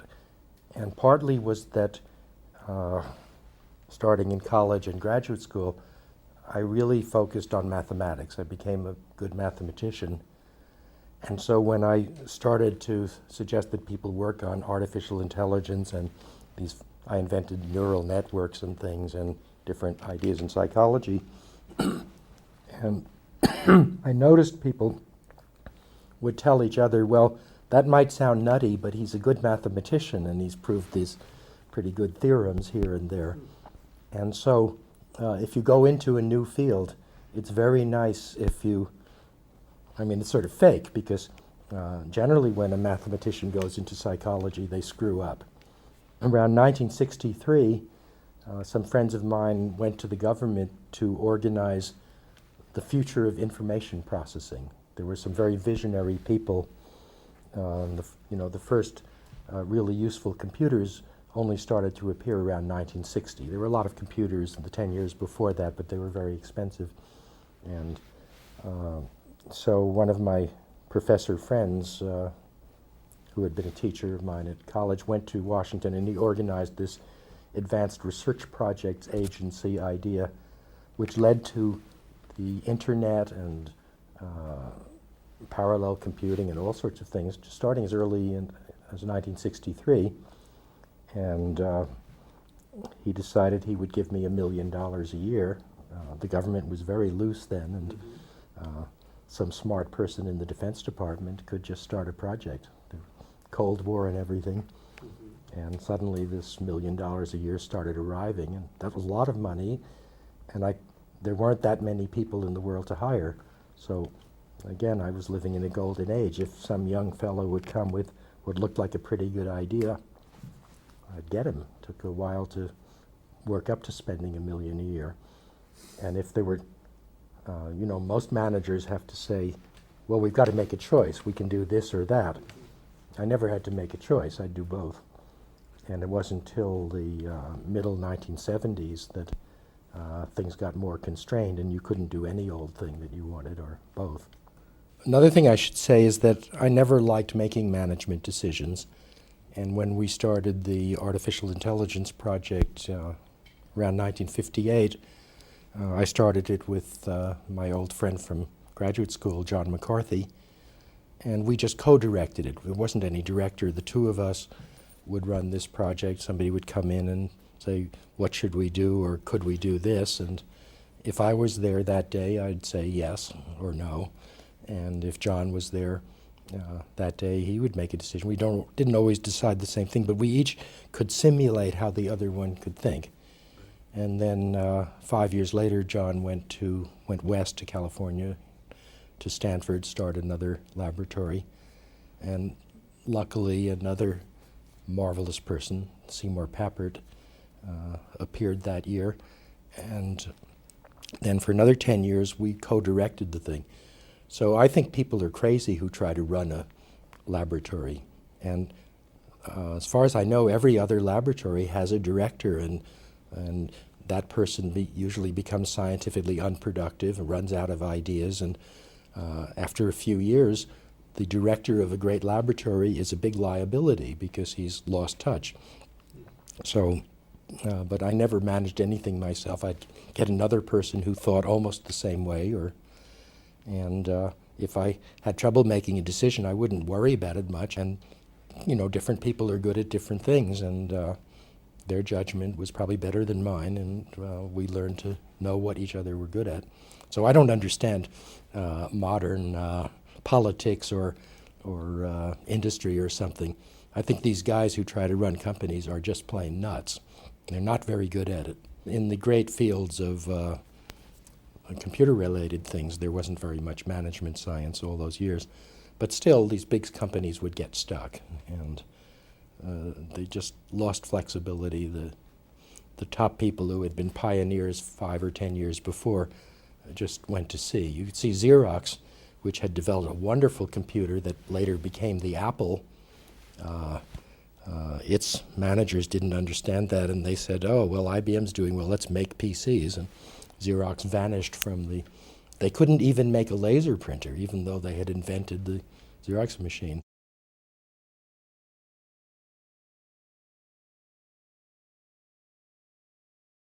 Well, actually, Papert and I tried to write that theory for many years. So it must have started in 1962 or 3. By 1975, some of the ideas had developed, but we were having trouble organizing it.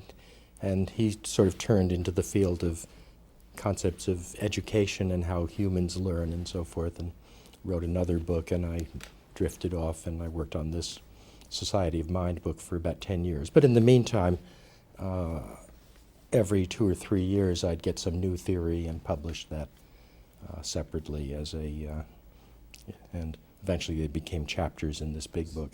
The idea is that the mind is a highly evolved, very complicated mechanism with, and it very rarely has just one way of doing things. And that's where it seemed to me psychological science got stuck.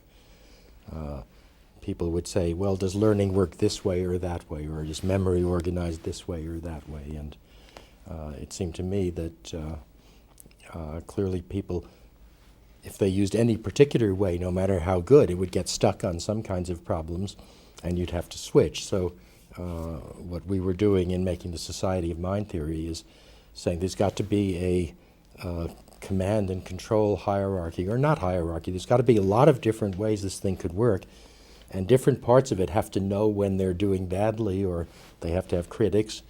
And actually, I'm finishing a new book about how the mind works, and this book is called The Emotion Machine, and I think it's going to explain to everyone just what emotions are, and it turns out they're very simple and very complex.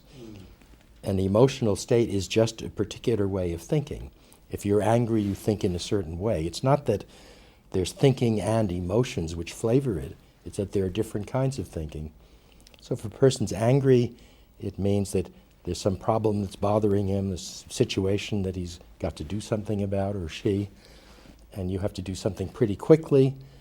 You're going to turn off all your wonderful resources for figuring out what's best in the far future. Maybe you'll turn off most of your mechanisms for doing comfortable, smooth, graceful social relationships. And if this guy is annoying you enough, maybe you'll just hit him or insult him or do something that people would say is very emotional. But from the point of view of the parts of your mind that are still working to solve this problem, these are just the right things to do if you're in a hurry. So most emotional behavior has evolved. These different subsets of how your mind will work have evolved to be quite good at handling particular situations. And so people say, well, what is emotion? It's so mysterious. The answer, no, it's so trivial. We just give these emotional names to the different ways people have of thinking. And the same for consciousness. People say, what's the mystery? What's consciousness? The answer is there isn't any such thing. We're not very conscious to begin with. You don't know how your mind works. You don't know about the 400 different brain centers. But some parts of your brain, like a computer, are pretty good at remembering a little bit about what the others did in the last 2 or 3 minutes. That's very useful, because if you're solving a problem and get stuck, then this part of the thing can say, well, I see what went wrong. You tried this and it didn't work, and you kept trying it. That was stupid. Right. And so it seems to me consciousness is this set of about 20 different things you do when you get into trouble.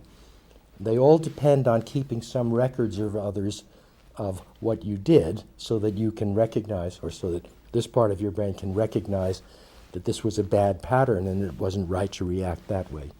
So you take this big bunch of ideas and say, how do I make a big machine with hundreds of parts that's so resourceful that whatever happens, a person never gets stuck like a computer which jams. If it's really frustrating, a person will just change the subject and say, well, I'm gonna have lunch, or I'm gonna take a nap. I don't see anything mysterious about it.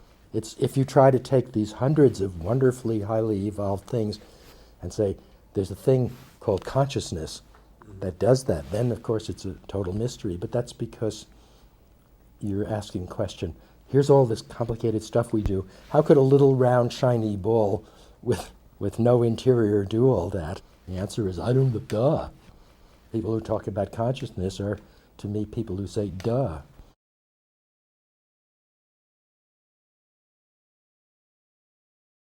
People don't have the slightest idea about how they do reasoning, and intuition is a polite word for guessing.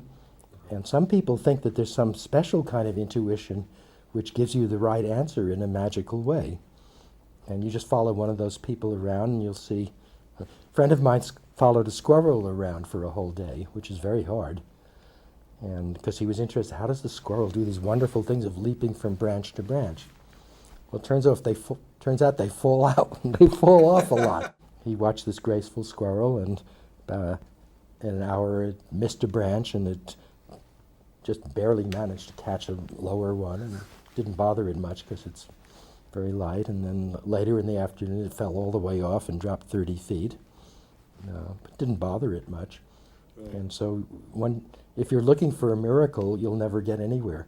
But if you're looking for intuition, which is a name for hundreds of ways of guessing, and you're realistic and say there isn't any real intuition, then you'll find the 50 pretty good ones.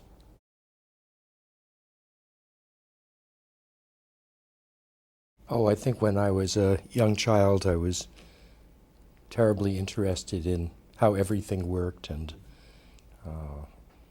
some of my first reading was in the science fiction area as well as science, so I ran across the short stories of H.G. Wells, who was the Isaac Asimov of the previous generation. And my father was an eye surgeon who did all sorts of research on in medicine, and there were chemistry books and physics books and math books around the house, and I think ever since I was a small child, that was what interested me most. Well, I think I was very interested in many fields of science: chemistry, biology, mathematics. Physics came later, but those things seemed very wonderful and clear, and I was a kind of electronic amateur. I build radios and other gadgets, high voltage spark coils. Oh, I had many good teachers, and I got attached to a different one each year, I think. There was a chemistry teacher who let me use the laboratory in 4th grade, and all my life I've just, wherever I was, I would find some person that I admired and try to learn to think the way that person does. Well, I went to the High School of Science in New York, and that was full of wonderful things. Here was a high school, it was in the World War II period. It was full of PhDs, refugees, all sorts of marvelous people, and when I got to college, that seemed a little bit of a step down from the Bronx High School of Science in New York.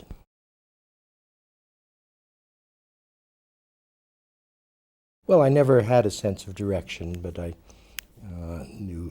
always felt that it would be wonderful to know how physics worked and how the universe worked, and it would be nice to know how living things worked.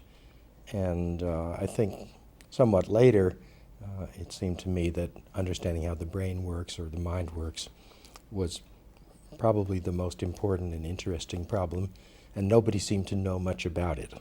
Well, physics is hundreds of years old. Archimedes was pretty good at it, and Galileo and Newton made major steps, and so in the 20th century, physics was several centuries old. Biology came later, but there was quite a lot known. But in psychology, it's a wonderful field, which only started a few people around 1850, and even by 1900, there weren't very many people making good theories. Sigmund Freud, who I read when I was a child, was the only one who seemed to have a kind of architectural idea of the mind is made of many parts, and he made speculations about how it works. As soon as I got to college, I ran into people. There was a wonderful young mathematician named Andrew Gleason, and I met him when I was a young student. We used to have lunch, and once I asked him what he was working on, and he said he was trying to solve a mathematical problem. It's called Hilbert's fifth problem, about the relation of topology to geometry. And he described this problem. I couldn't understand it very well. And I asked him, well, how do you plan to solve that? And he said, well, I think there are three main steps I'll have to do. And he described them, and I dimly understood them. I said, how long do you think that'll take? And he said, well, that's about 8 years, because this problem takes 3 years, and maybe this 3, and that should take 2. And that's how long it took. And I became I followed him around. And you see, some people go to classes to learn what the teacher tells them. But unconsciously, and I don't know when I started doing this, if I liked how somebody thinks, I would listen to them, but I wouldn't pay so much attention to what they were explaining, but I'd think, how did he get that idea? How did he think to explain this or that? And sometimes I felt like a kind of vampire.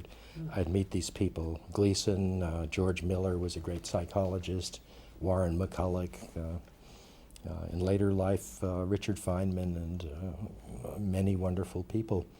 And I would just hang around. When I found one of these persons, I'd hang around them for months or longer, and whatever they said, what state could I have been that I would answer that way? So I have sort of a library of these people. Maybe novelists do that when they make up characters in their story, but I have a little population of different scientists, and Seymour Papert and John McCarthy were two others that I worked with for years. And I got into the state that if somebody asked me something, I would think, well, what would John say about that? What would Papert say? Gradually, I came to the point that if you see something, you should make 3 or 4 explanations of it and then thrash it out between them. Because in psychology, there isn't one reason why you do anything. There may be dozens. And so you have to cover the field with these different theories.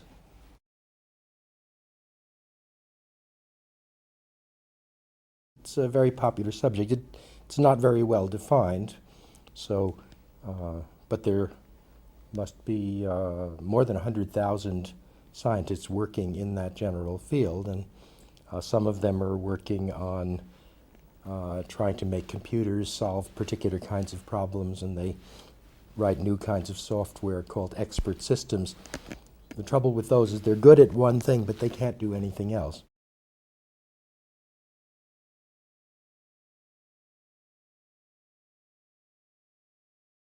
Well, the theories that Papert and I developed earlier, and he was mainly responsible for a lot of ideas about thinking in education, and these have had some impact. He has a big following.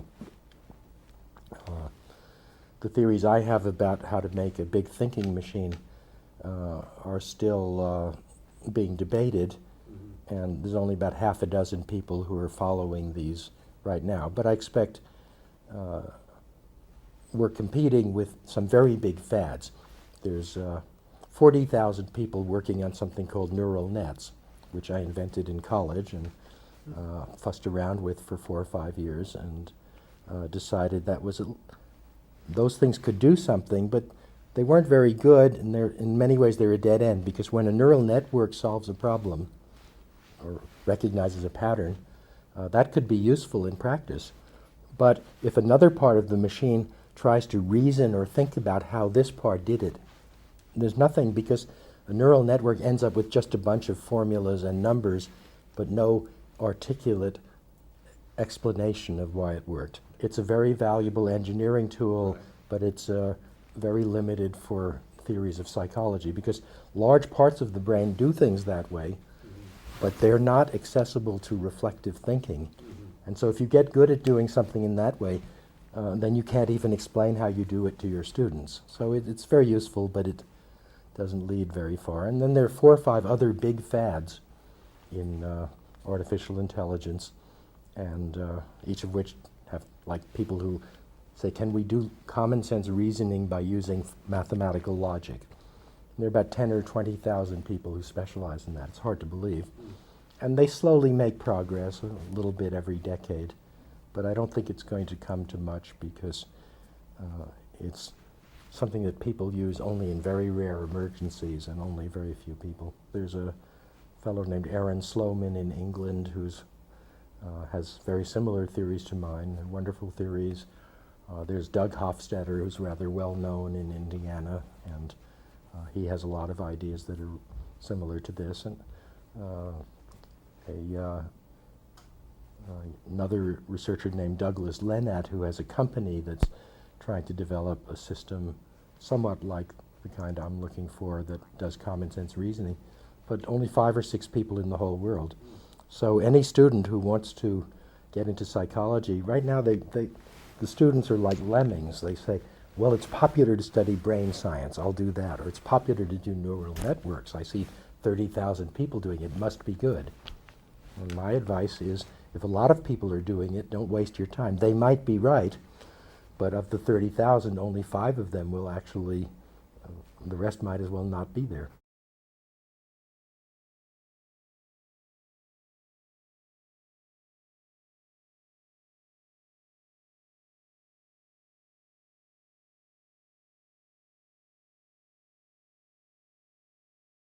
I'm Marvin Minsky, and I teach at MIT in subjects of theories about how to make machines that are intelligent, whatever that means.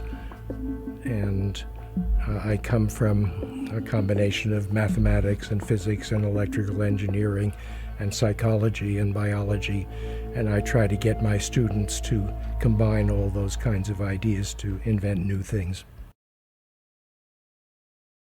You wrote an essay in my first book, The Age of Intelligent Machines, and you wrote, only a few decades ago, and this was 20 years ago, the ability of organisms to reproduce seemed to be a deep and complex mystery.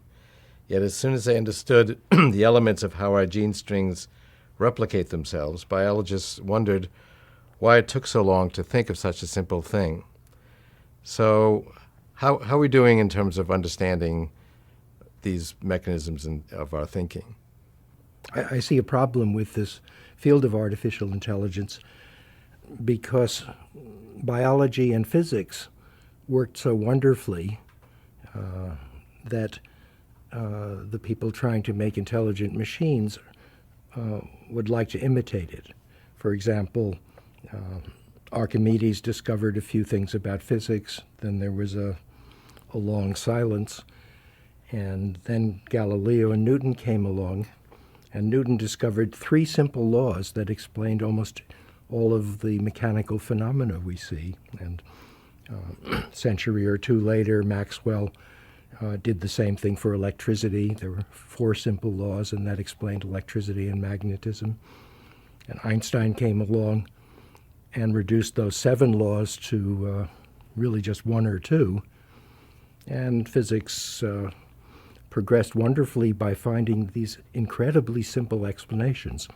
So psychologists always wanted to do that too, and they made little theories of how learning works by connecting thoughts and so forth. And we didn't see nearly so much progress after that, because 100 years ago, there were some brilliant people, Freud and Wundt and William James and Francis Galton. There were 4 great psychologists who made rather complicated theories about how the mind works. But then a lot of psychologists tried to imitate the physicists and reduce these to a few simple laws, and that didn't work so well, and 100 years went by without a great many discoveries. Here's what I think is the problem.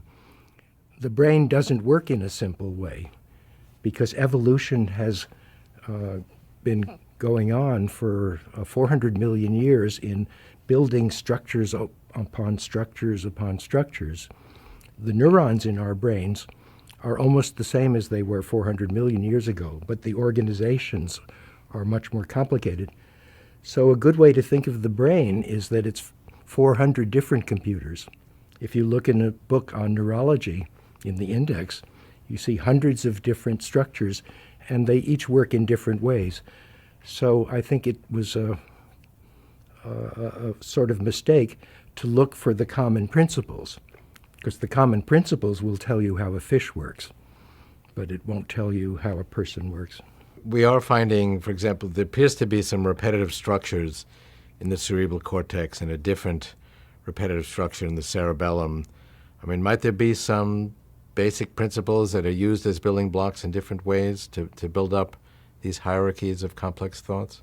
Yes, all the parts of the brain are similar, but if you look inside a computer, everything is made of transistors. There are slight differences between them, but the properties of transistors are annoying. They're not linear, they're not so dependable. But if you take just two transistors and put them in a certain circuit, then you get a flip-flop, and that behaves the same every time. And I suspect that the important thing about the brain was that we evolved structures. In fact, most of the higher brain is made of cortical columns, each of which have a few hundred cells. And I suspect that those insulate the rest of the mind from the properties of the neurons.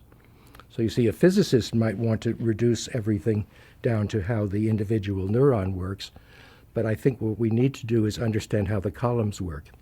And if you go from one part of the brain to another, there are hundreds of regions, and the wiring is a little bit different in each of those. And that's my conclusion is that there isn't any general principle of how people think, but the thing that makes us so smart, and I don't use the word smart, I use the word resourceful. People rarely get stuck because if some way of thinking doesn't work, they switch to another. And I think you do that by turning on little bits of brain here and there and then switching to others. So the most important thing about thinking is how some part of the brain will notice that another part isn't getting anywhere. And what does it do? It says, oh, I'll turn some of those off and I'll turn some of those on. And so it's that high-level management where you're hiring new consultants and not listening to old ones. Maybe you do this 5 times a second. You switch how you think. How do you see the role of really modeling and simulating the human brain in understanding how it works and also then building intelligent machines? Well, many people think that the way to understand the brain is to understand how the parts work and then how the combinations of them work and so forth, and that's been successful in physics. But you can't understand a computer by knowing how the transistors work. So people have it upside down. The way to understand the brain is to understand how thinking works. And once you have a theory of that, then you can look at this immensely complicated brain and say, well, I think this area does this and that. You can't do it from the bottom up because you don't know what to look for. So neural nets are good for some things. Statistical recognition is good for something. Rule-based systems are very popular. They're good for a lot of industrial processes. There are things called genetic programs where you make random variations in a program and select the ones that are better. And that works for some problems. I never see papers saying, here's what my neural network didn't do, no matter how long I tried it. By the way, in our pattern recognition projects like speech recognition, we built 8 different recognizers. One was neural nets, one was Markov models, which is statistics, others were rule-based. And then we programmed an expert manager, which actually learned the strengths and weaknesses of the different systems. And That's exactly what has to be done. The higher levels of the mind aren't dealing with sensory experiences or that sort of thing. They're dealing with patterns of thought that you've used and editing them and learning which ones to use in what conditions. You said that one notices that this method isn't working and you're stuck, and so you change and use a different approach. That's you that's doing that. Is that a different part of the brain than the parts that are getting stuck? I mean, what is this sort of master management program that manages all these other resources? One of these little critics said, there's been no progress toward this goal. And different parts of the brain have different goals. And this critic says, 5 minutes have passed and there's no progress. I will turn myself off and turn on these 6 other ones, and they'll fight it out for a while. So I don't think there's any self. And I like Sigmund Freud's old theory, which is that the brain starts out with a lot of little instinctive things. Every animal, every higher animal has various behaviors. It does things to move, it does things to avoid unpleasant sensations and so forth. But as we develop as humans and maybe some primates, we also develop what Freud calls ideals and aspirations and ethics and constraints, so that, for example, if a little girl wants her baby brother's toy, the best thing is to grab it. And then she learns from her parents that you're not supposed to do that. And Freud's image of development is that there are these low-level instincts that are not very different from other animals. There are these high-level values and constraints and phobias and so forth up here, which are developed in social situations. And then most of the mind is resolving conflicts. So there's no person in here. What there are these bunch of ideals and processes and high-level goals, and there are all these low-level processes. And then most of the brain is negotiating and arbitrating. There's a popular idea that if you build a baby machine, you could call it, with a simple kind of learning machine that associates ideas or remembers sequences and correlates things, that if you keep reapplying that, it'll get smarter and smarter and smarter. And that's sort of popular. And in the last 20 years, about a dozen baby machine projects were started. And all subsequent baby programs have managed to learn a couple of skills, and then you keep training them, but they don't get much better. So the difference in my approach is I think all of these different techniques that people have worked on have uses, and we just have to organize them into a larger architecture where there is also a vast amount of common sense knowledge about how to tell when one of these processes isn't working and how to, and given the symptoms of a failure, which of the other processes should you turn on. So basically we get resourcefulness from having many resources, not from having one very smart one. So eventually we'll understand enough about the brain and have ability to send little scanners inside your brain and capture all those details, whatever those details happen to be that are important.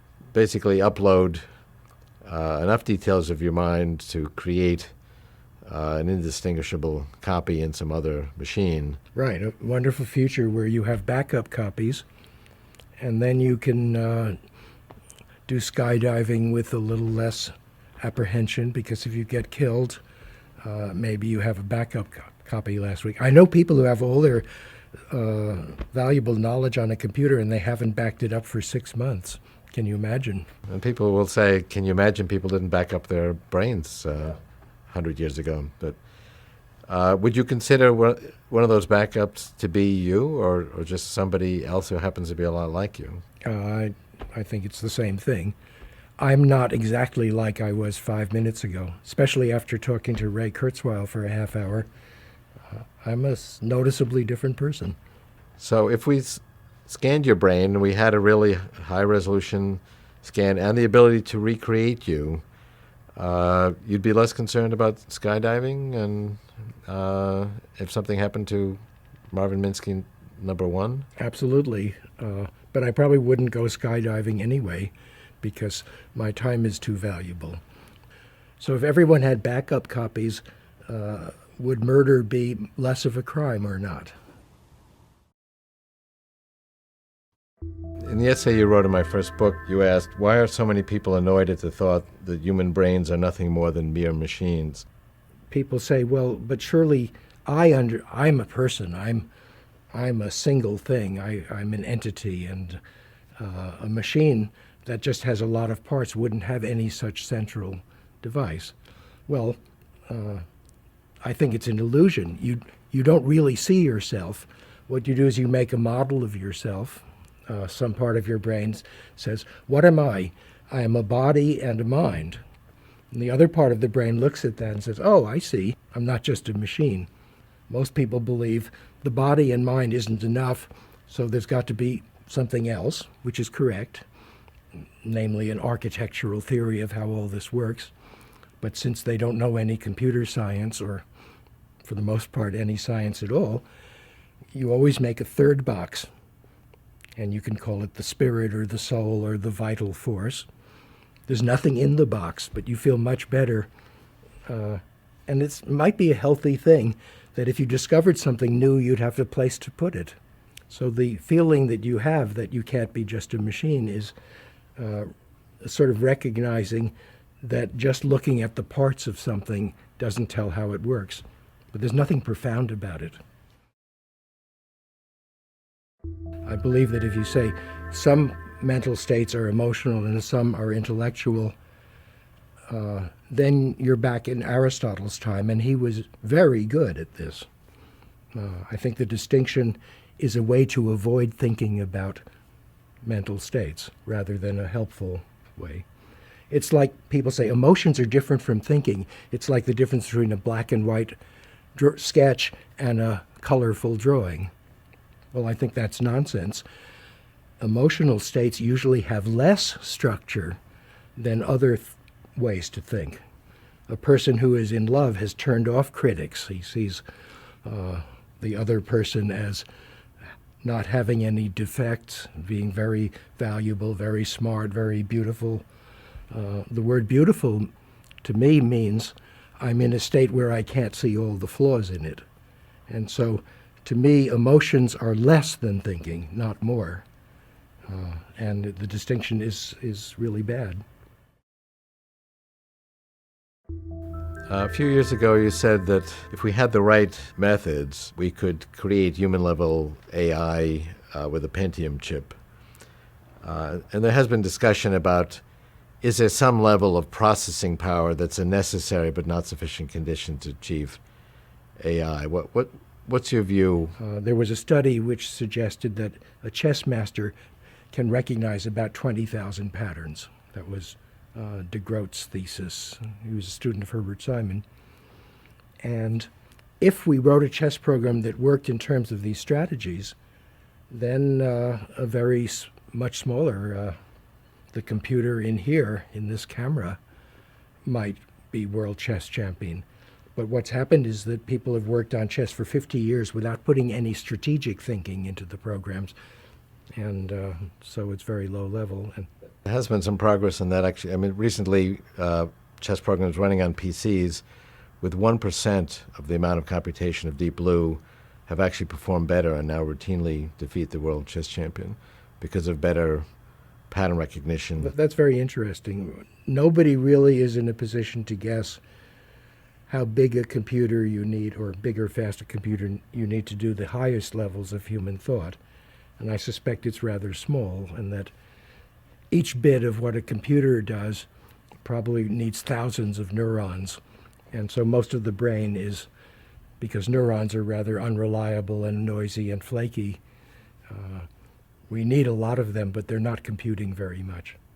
Now, I have another angle on this, which may be not that useful in building a brain, but in terms of the complexity of the design of the brain, it's in the genome, including the epigenetic information. And the genome is replete with redundancies, and I've shown that lossless compression applied to the genome would produce about 30 to 50 million bytes. So that's not simple, but that's a level of complexity we can manage. Yes, that's probably less than the number of bits to make a 747. Overall, how optimistic are you about the prospects for AI, particularly at the human level, as we go forward? It's a very important question because I think we're going to need AIs before long. And the reason is one that you've considered, but most people haven't, which is that human longevity is going to grow very rapidly. In the past 60 years, in the developed countries, the lifespan has been increasing about 1 year every 4. so that people live 15 years longer now than they did in 1940. And I expect that this will keep going on or accelerate because nobody knows the causes for aging, but it's one reason to be optimistic is that we live twice as long as the chimpanzees. They live about 40 years, we live about 80 years, and it's been only 4 or 5 million years, not many genes have changed. So it could be that you can double the lifespan by just changing a few genes or whatever, and I expect that we'll discover what those are pretty soon, and so we're going to face an interesting situation where people live for, say, 200 years, and of course they'll only have one child per person because the planet can't stand too many people.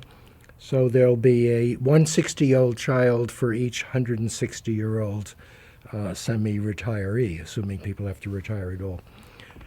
Basically, there'll be no one to do the work.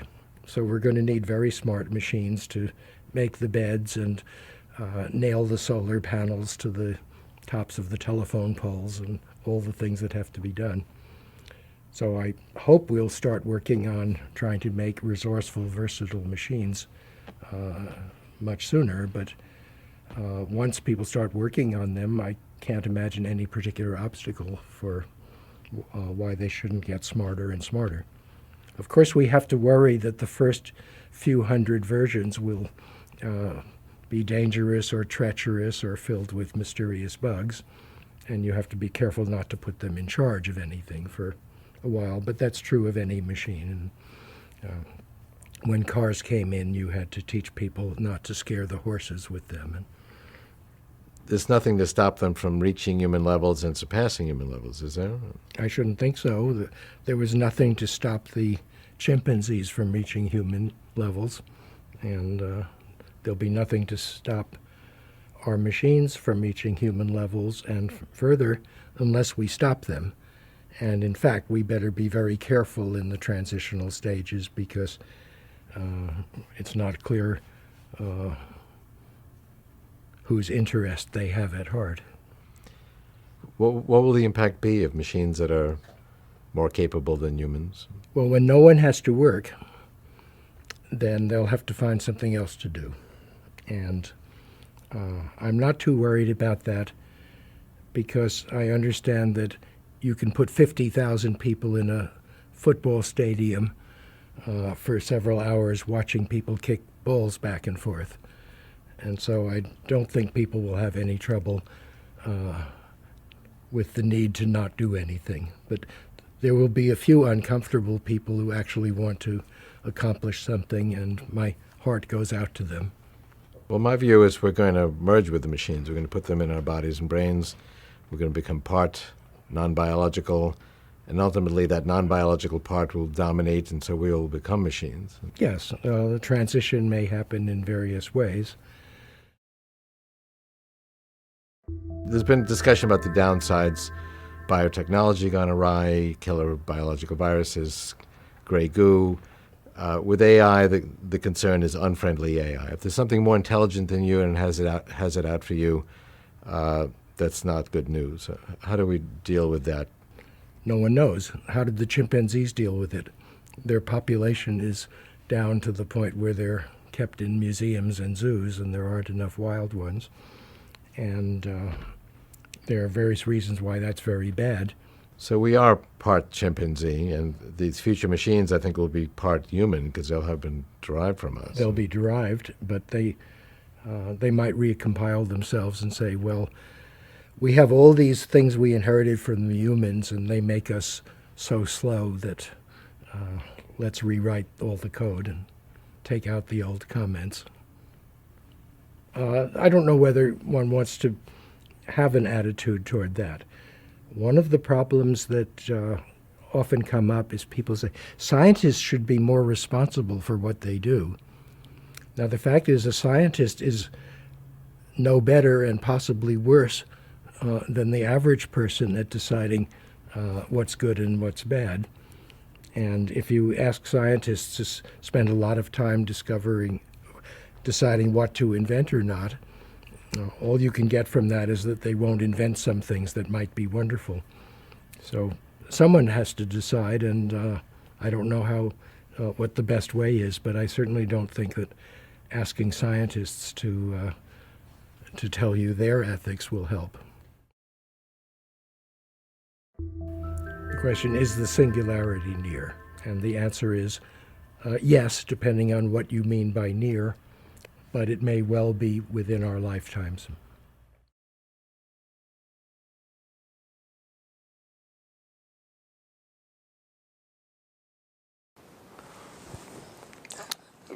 Marvin Minsky, when did the idea of artificial intelligence present itself to you as a young person growing up? I think the first time I started to think about that was when I was an undergraduate at Harvard, and I was looking through Widener Library, and I ran across a big, thick book called Mathematical Biophysics. And now we're talking the late 1940s, and there weren't such words around. I opened it, and it was full of strange little articles edited by a prodigious guy, Nicholas Reshevsky at the University of Illinois, I think, or maybe Chicago. And it had chapters about theories of how cells might divide and how populations grow, and maybe 40 or 50 little chapters. And one of the chapters was about simulated neural networks by McCulloch and Pitts in 1941. And I had been curious about psychology because that's a long story, but I was trying to decide what to do, and one thing that seemed interesting to do was mathematics. But there were other people who were good at mathematics, very good. And in mathematics, there's no point in being second best because it's different from other fields.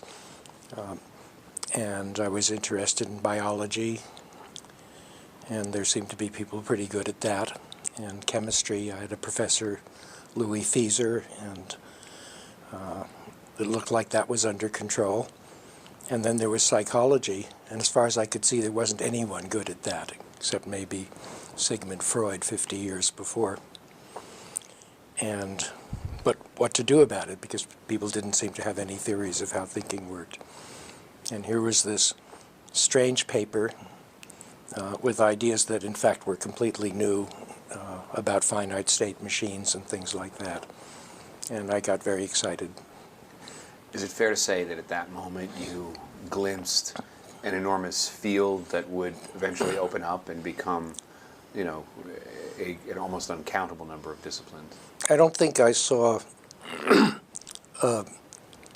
where this field could go, but I had been reading psychology, and I did see that nobody had a theory, for example, of how learning works. They had philosophical theories that well, you have ideas, and somehow they get connected, and when something happens, you make a new idea, and you put it somewhere in your mind, and later you fish it out, and no one had any good theory of, excuse me, there didn't seem to be any theories of how this knowledge could be represented or retrieved, or how you could rub two of them together and get a third one. And I could see in the McCulloch-Pitts ideas, which were just little switches connected to each other, that there was a way that perhaps information or knowledge could be represented. And the paper was in 3 parts, and I couldn't understand the third one. And after a long time, I decided that whatever it was, it must be wrong. And that's very important, because that gives you something to do. And I worked on various ways to fix it, and I couldn't. It finally got fixed much later in 1956 by a mathematician named Stephen Kleene, who also read the paper and said, this doesn't seem right, and he knew exactly what to do about it.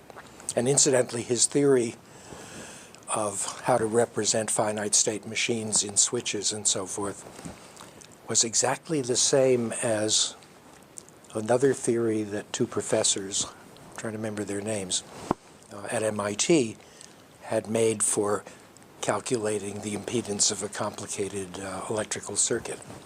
And I don't know if anyone had noticed that, but these two theories, one is called regular expressions by Stephen Kleene, and his theory was so nice and elegant that it's used in all search engines today in almost exactly the form that he invented. And the Mason and Zimmerman, I think, were the professors. And the signal flow graphs are used everywhere for calculating how electrical circuits would work. So, but those are 10 years apart in my experience. But interesting to see two theories in completely different fields that are exactly the same. In your childhood growing up, let's just step back for a bit.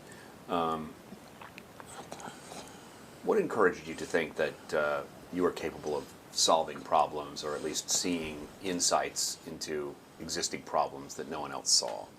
What kinds of experiences did you have as a child? I think when I was a child, I didn't have the feeling that I could solve problems that other people could solve. On the contrary, I found things were quite difficult, and when I tried to read mathematics, it would take an hour a page, and I'd get some of the ideas, but not others. And usually it would be 6 months later that suddenly it would click. And so I think I thought of myself as sort of slow. On the other hand, I thought of everyone else as incredibly slow. But I didn't think of myself as particularly creative. And it's just, but I never grew up in some sense. And as far as I can tell, I've been getting better at things slowly and steadily.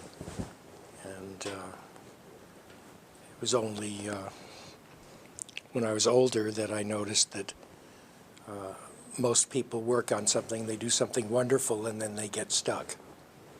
And I started to make theories of why do people get stuck and how to avoid it. And the best thing is to, if you've done something, you should be ashamed of it instead of proud of it.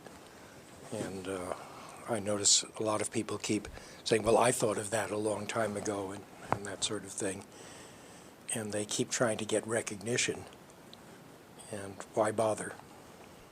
You went to Bronx Science and Andover, and then you went to Harvard? Right? Yep. Which of those institutions was more liberating in terms of your being able to think broadly about subjects as opposed to just learning what was given to you? I think I was incredibly lucky all my life because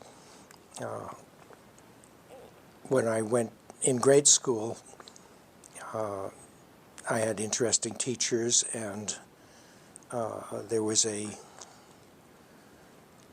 school for unusual students in New York that opened up called the Spire School, and it had lots of unusual children. And so in that environment, I was with people who were more or less my own age, but who knew a lot.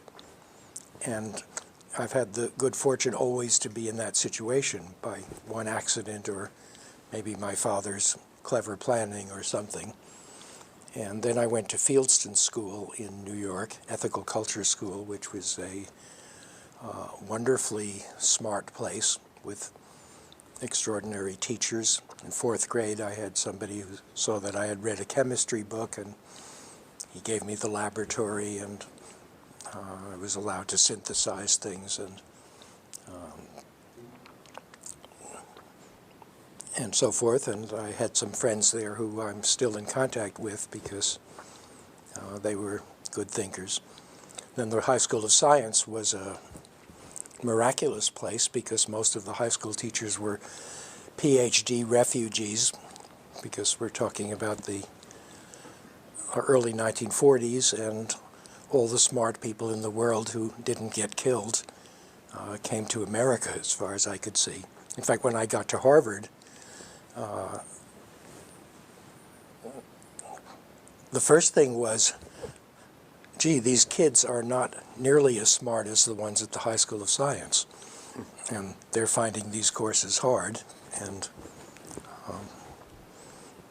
it seemed like a step back. Andover, I was there just for a year, and I had a calculus teacher who was also the wrestling teacher, and that was pretty good. But most of the year was exceedingly, and a great English teacher, Dudley Fitz, who translated plays from Greek and back. But the kids were mostly jocks of various sorts. And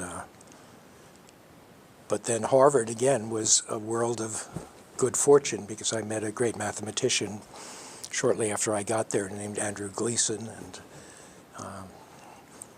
I didn't know it at the time, or maybe he didn't either, but he was one of the greatest mathematicians in the world, and the math department had 10 or 20 people, who, each of whom had created some field and so forth. I met a great psychologist, young assistant professor named George Miller, who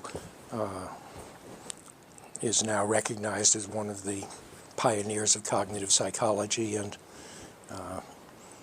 when I met him, he knew I had read this McCulloch-Pitts paper, and he said he couldn't understand chapter 3 also. And I said, well, don't worry about it. It looks like it's wrong. And we became great friends, because no one else could. And in fact, when I did invent a learning machine, George Miller, first he gave me a laboratory in the psychology department when I was an undergraduate, and then he got money from the Air Force or somewhere to actually build this machine, and so forth. So when I was an undergraduate, I actually had a couple of laboratories.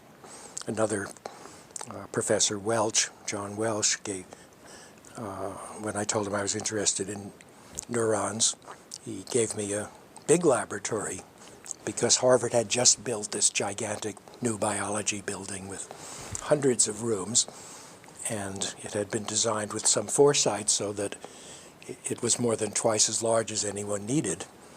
And I happened to go there and say, I would like to do some experiments. And somebody said, well, here's this suite of rooms, which included a black photographic laboratory with where you could go in and experience sensory deprivation and all sorts of equipments. And so I was interested in the inhibitory nerve of the crayfish claw. And it turns out this is a wonderful animal. Welsh recommended it because the nerves in this thing are so big that you can see them. And if you have a magnifying glass, you can really see them. And you can move them around with the tweezers and connect them to your alligator clip. And here you're doing neurophysiology with a screwdriver. And the crayfish doesn't seem to mind having its claw snipped off, because it snaps off. It has a detachable joint. And it sits in its tank for the rest of the year and grows another one. So I didn't feel any ethical problems about this. Wonderful animal. Did some of that work motivate your development of optical devices? Well, maybe the most important experience I had was meeting Warren McCulloch. And Warren McCulloch was a philosopher and physiologist and great poet. I think maybe 100 years from now he will be seen as one of the great philosophers of the 20th century. Right now, He was sort of well known in the early days of cybernetics, Norbert Wiener, and gadgets, but he's been forgotten. And he would look at a problem and think of some new way to do something with it. And one thing, he was, I believe, the first person to invent circuits that would work if you break any part of them. How do you make a reliable circuit that's redundant enough that that it will correct some errors at least? And he wasn't good at mathematics, but he just worked out all the possible simple examples of this and found one which was self-repairing. Did many things like that. And I followed him around for a couple of years. And I think the reason I developed so well in this field is that I didn't listen so much to what Andrew Gleason said when he showed me how to prove some theorem, or what McCulloch said about his particular theory, but I was always asking, how did he think of that? And sometimes I'd ask him, and he'd tell me some wrong theory, because nobody knows how they think of things.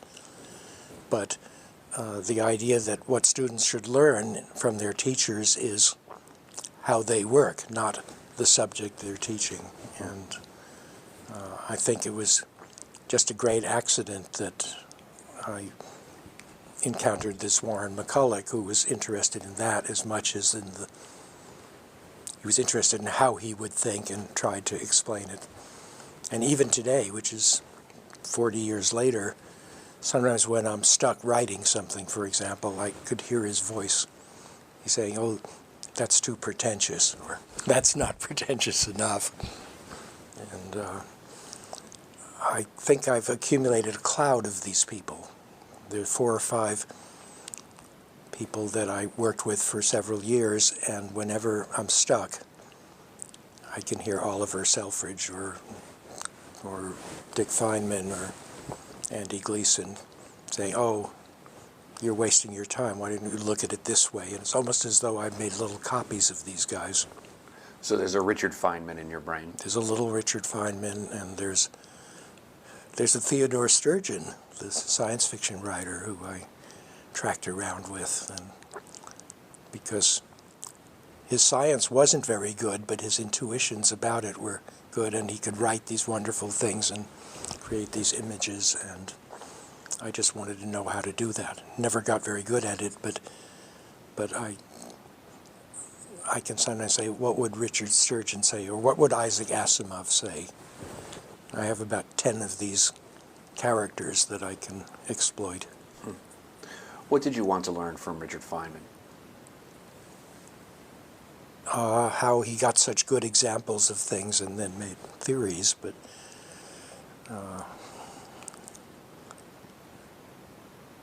What period did you work with him?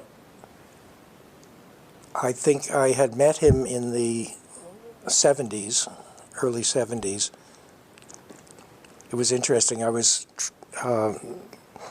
traveling around Los Angeles with a friend of mine, Edward Fredkin, who was a incredibly innovative thinker. Ed has discovered all sorts of little theories of things. He started the first company that did image processing and word processing and that sort of thing. And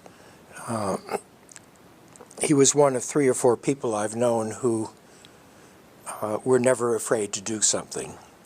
Normally, when you say, let's do this or that, somebody will say, well, that would be very hard, and so forth. But there are 3 or 4 people that I've known: John McCarthy, Oliver Selfridge, Feynman. If you think of doing something, he'll say, let's do it, and then we'll do it the next day or right away. And usually to get anything done, you have to convince a lot of people and make a plan and so forth. But I've worked with a few of these people who say, well, if that's a good idea, maybe we can do it tonight instead of next year. And so until the 1980s, I never wrote a proposal. I just was always in environment where there would be somebody like Jerry Wiesner of MIT.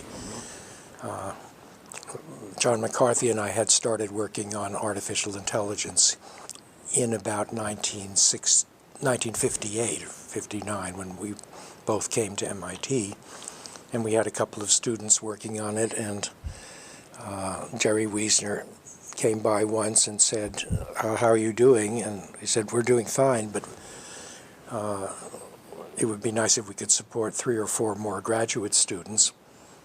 And he said, well, go over and see Henry Zimmerman, or who, I think it was Zimmerman, and say I said that he should give you a lab. And 2 days later, we had this little lab of 3 or 4 rooms and a large pile of money, which IBM had given to MIT for the advancement of computer science, and nobody knew what to do with it. So they gave it to us. And not a bad move. right, and for many years that kept happening.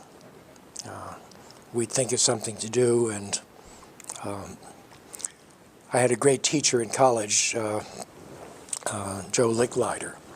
Licklider and Miller were assistant professors when I was an undergraduate, and we did a lot of little experiments together. And then about 1962, I think, Licklider went to Washington to start a new advanced research project that was called ARPA, just started up. And he said to them, well, there's some people at MIT who have all sorts of nice ideas. One of our students had built a good robot.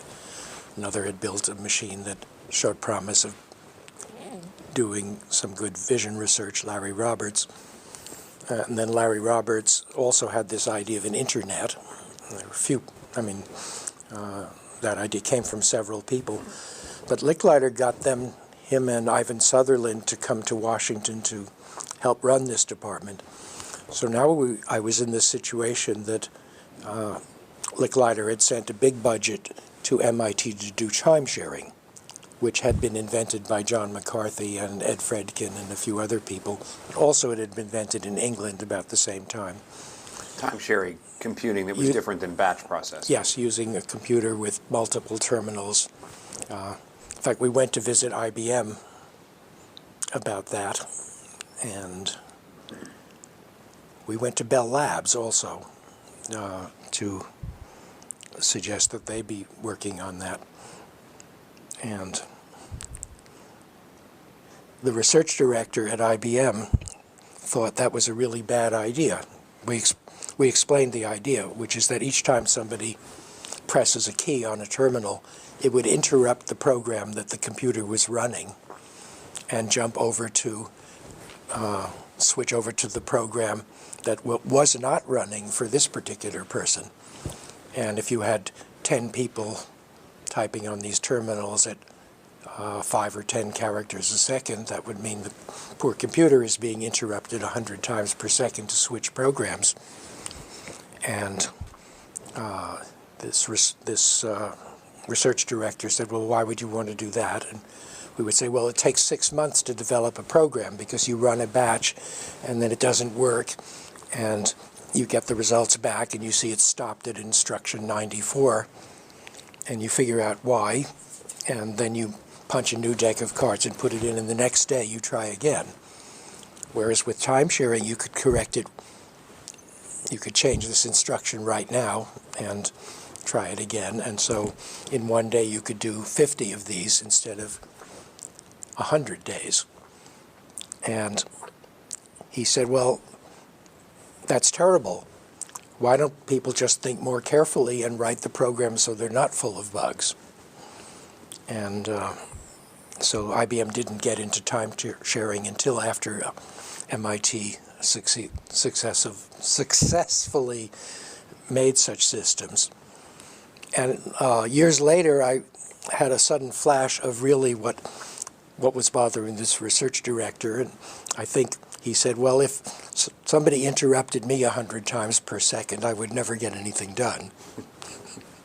But identifying an important difference between humans and computers. Right. That IBM apparently didn't fully grasp. And right, and making computers easier to use, I suppose, wasn't in their business interest anyway. I mean, making them solve problems faster, that is. I'm sure making them easy to use was, but that came from, none of the large companies ever did very much for computers. It was all hackers here and there, and their ideas gradually filtered up. Two questions. You described that your calculus teacher at Andover was also the wrestling coach. Yes. Did you try out for the wrestling team? I was in wrestling class, and it was surprisingly interesting. But one day, in fact, I got to be what I thought was pretty good, but I was in the class of people from some weight up to 137. And then one day they weighed us, and he said, well, you weigh 138, so now you have to be in this class, the next class, which is from 138 to 147 or something. And then I was the worst one, and I decided there was nothing to this skill. And generally, I developed an attitude towards sports, which is that there's absolutely no point to it. The people who are good at it are maybe 2% faster in some reflexes, and they're a lot slower in others, like worrying about whether they're going to get hurt. And there's just no point. And when I see 20,000 people in a stadium watching them, my first thought or last thought is, why don't they hire one very good critic to watch them? It's a waste of time to have 20,000 people having mediocre thoughts about it. And why don't they just hire someone who will evaluate it? And basketball is the best example because it isn't even statistically significant. If you see a score like 103 to 97, that's less than 1 sigma, and one shouldn't regard that as a victory at all. So it's very unscientific. Right, and I think it's safe to say that these ideas here are probably unlikely to catch on in any big way. Well, eventually they'll catch on, but it might be a couple of 100 years before the culture has adapted. Describe how you came to MIT. What motivated you? What reputation about MIT made this place a home for you? Oh. Well, as I said, I went to Harvard as an undergraduate, and it was wonderful, and I had a neurology lab and a psychology lab, and that was great. Most students never got that, and I happened to be at the right place at the right time. And I was majoring in physics for a while, and my grades weren't particularly good, so I thought I should make up for that by writing a good thesis. And it turned out you couldn't write a thesis in physics. They just didn't have it, bachelor's thesis. So Gleason said, my mathematician friend says, why don't you just switch to the math department? You can write a thesis there. So I wrote a nice thesis about fixed points on spheres. It was pretty exotic. There was an unsolved problem, and I solved half of it. Got some really striking results. What was the problem? The problem was, it was known that if you have 3 points on a sphere, suppose you have a sphere, it's like the Earth, it has an altitude. If it turns out that if you take 3 points around the equator, equally spaced, there's some place you can put them where the altitude of all 3 points will be equal. In other words, if you had well, that's the theorem. It was proved by Professor Kakutani at Yale, but it was only true for 3 points on a great circle, and it seemed to me this ought to be true for any triangle. That is, you ought to be able to put it somewhere and rotate it so that, like a three-legged stool, so it would stand straight up. I couldn't quite prove that, but I proved that it was true for several different shapes of triangles. and then I got stuck, and a couple of years later, this strange person I never heard of named Freeman Dyson proved the thing in general, and he sent me this paper, and I didn't believe anyone could possibly be that smart, because it was just so strange. But anyway, Gleason said I should just switch to major in mathematics and I could write a thesis, and I did. And then I said, and I was a senior, so I said, well, I'd like to stay here. And Gleason said, no, you should not stay here. You've been here 4 years, and you've observed a lot of what we have to teach you here, and now you must go to Princeton.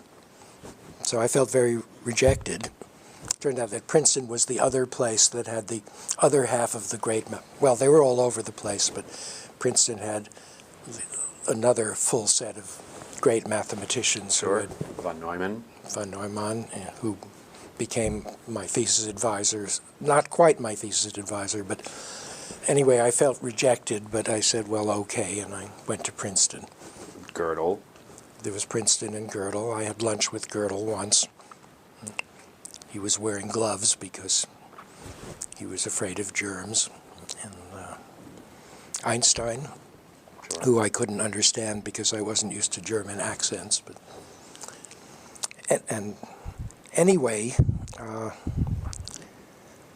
that was a great place. And then I met Oliver Selfridge, who was this pioneering researcher who had known McCulloch and Pitts. In fact, he had been Walter Pitt's roommate.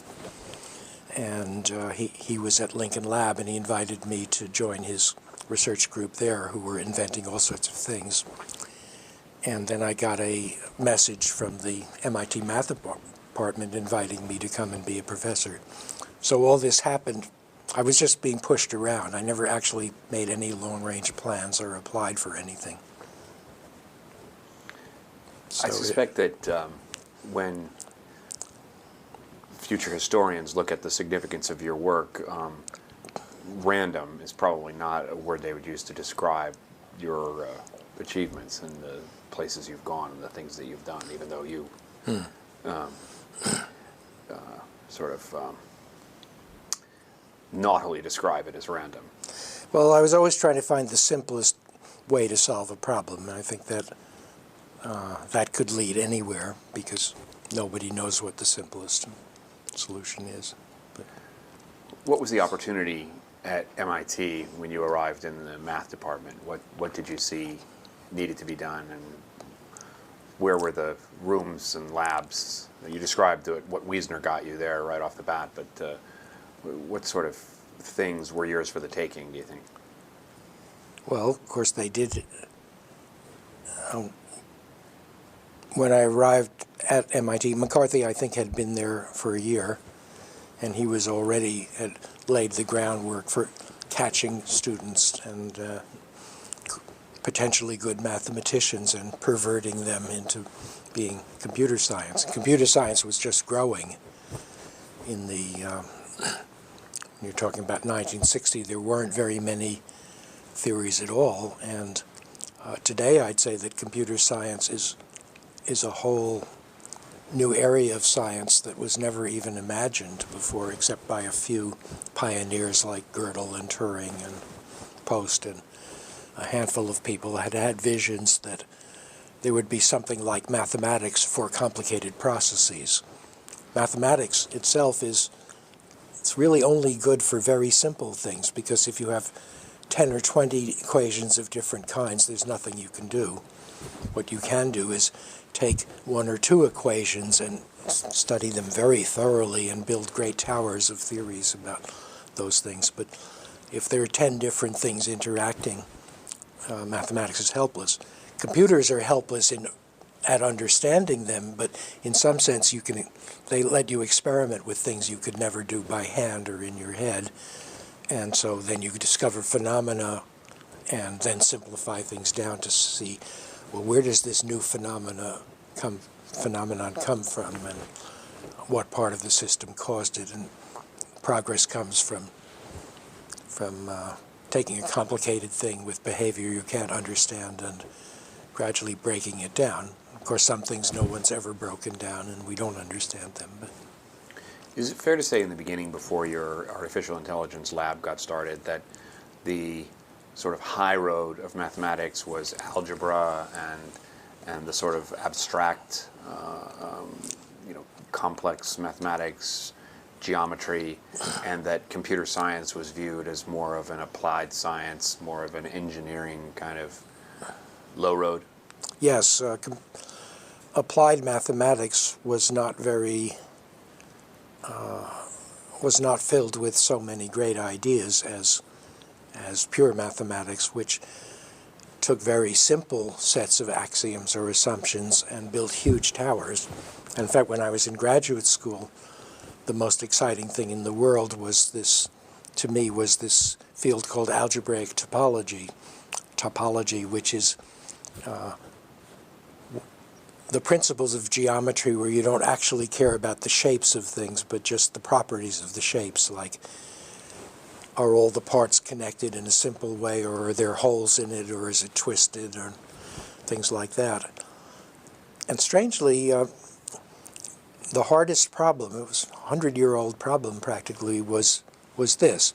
Suppose you have a plane, two-dimensional surface, and you draw a curve that never crosses itself, but it closes. So it's, in topology, that's considered a circle, because you just care about how it's connected and you don't care about its shape. Well, everybody knows that if you do that, then there's exactly one inside and one outside. It divides the plane into these two sets of things, and not three. And no one had ever proved that. The first proof was around 1935. So this was called the Jordan curve theorem. I'm not sure whether Jordan had the first solution or was the first one to state the problem clearly. And it's sort of obvious that it's true. And the reason why it's hard is that what if the curve isn't really smooth, but it wiggles a lot? And if it wiggles an infinite number of times before it gets here, maybe there could be some little part of the plane that you sort of almost outlined it. And that's very strange. In 3 dimensions, there is a strange phenomenon that I think they're called Antoine sets. There was a mathematician named Antoine who discovered this very simple example. Imagine a regular chain, bicycle chain, not a bicycle, yeah.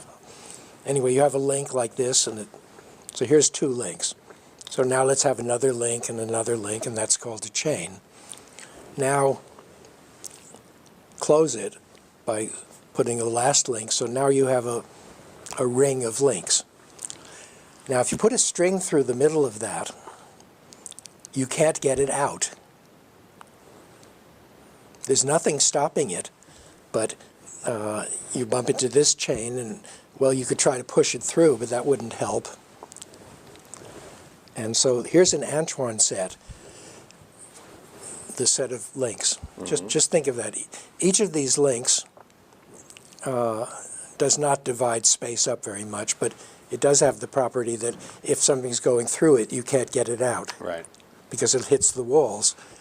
Now here's this chain where there are a lot of links and none of them are touching each other. So that shouldn't make much difference, should it? If they're not touching each other. And yet if you put a string through, if you had one link here and a string, you could just go around it. With this Antoine chain, a regular chain that's closed, if you have a string, you still can't get it out, but it's not being stopped by any particular link. I mean, it hits this link, so you go here. So what's that? Somehow this set in 3 dimensions is dividing space up in some queer way, and there's nothing like it in 2 dimensions. 2 dimensions, if you have you can't have a lot of little circles because you could go around them.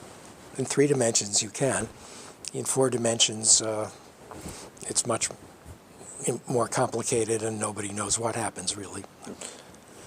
So I got fascinated with that, and this is a long story, but after a while I finally understood a proof by a Czech named Czech, C-E-C-H, of the Jordan curve theorem. And of all the experiences I can remember in mathematics,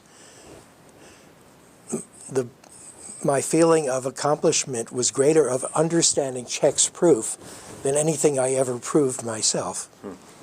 It's a strange thing, but it was that this proof occurs in a sort of infinite space of things all messing around, and step by step he shows that that something happens. And so here's a case of, it's like appreciating a Shakespeare play when you can't write your own, but you still might say, oh, I understood something about this play that nobody else did, or something like that. It's not that I created it. So that, it's always bothered me that if I do something myself and other people admire it, I regard it, well, I couldn't have done it unless it was obvious. So that's another way not to get stuck. You don't, if you have a theory and it turns out to be wrong, great. Now is a chance to do something better. And you run into people who don't like their theories being proved wrong. Not a problem for you. Well, no, because then now you've got another problem to solve. Can I make a theory that includes this and the exceptions to it and so forth? How did, you mentioned that Wiesner was the sort of impetus behind the formation of your lab with McCarthy. What happened in the beginning, and how did that become a mission to really specify what's going on in the human brain? Well, when I built this learning machine, that had really started before. This was a machine that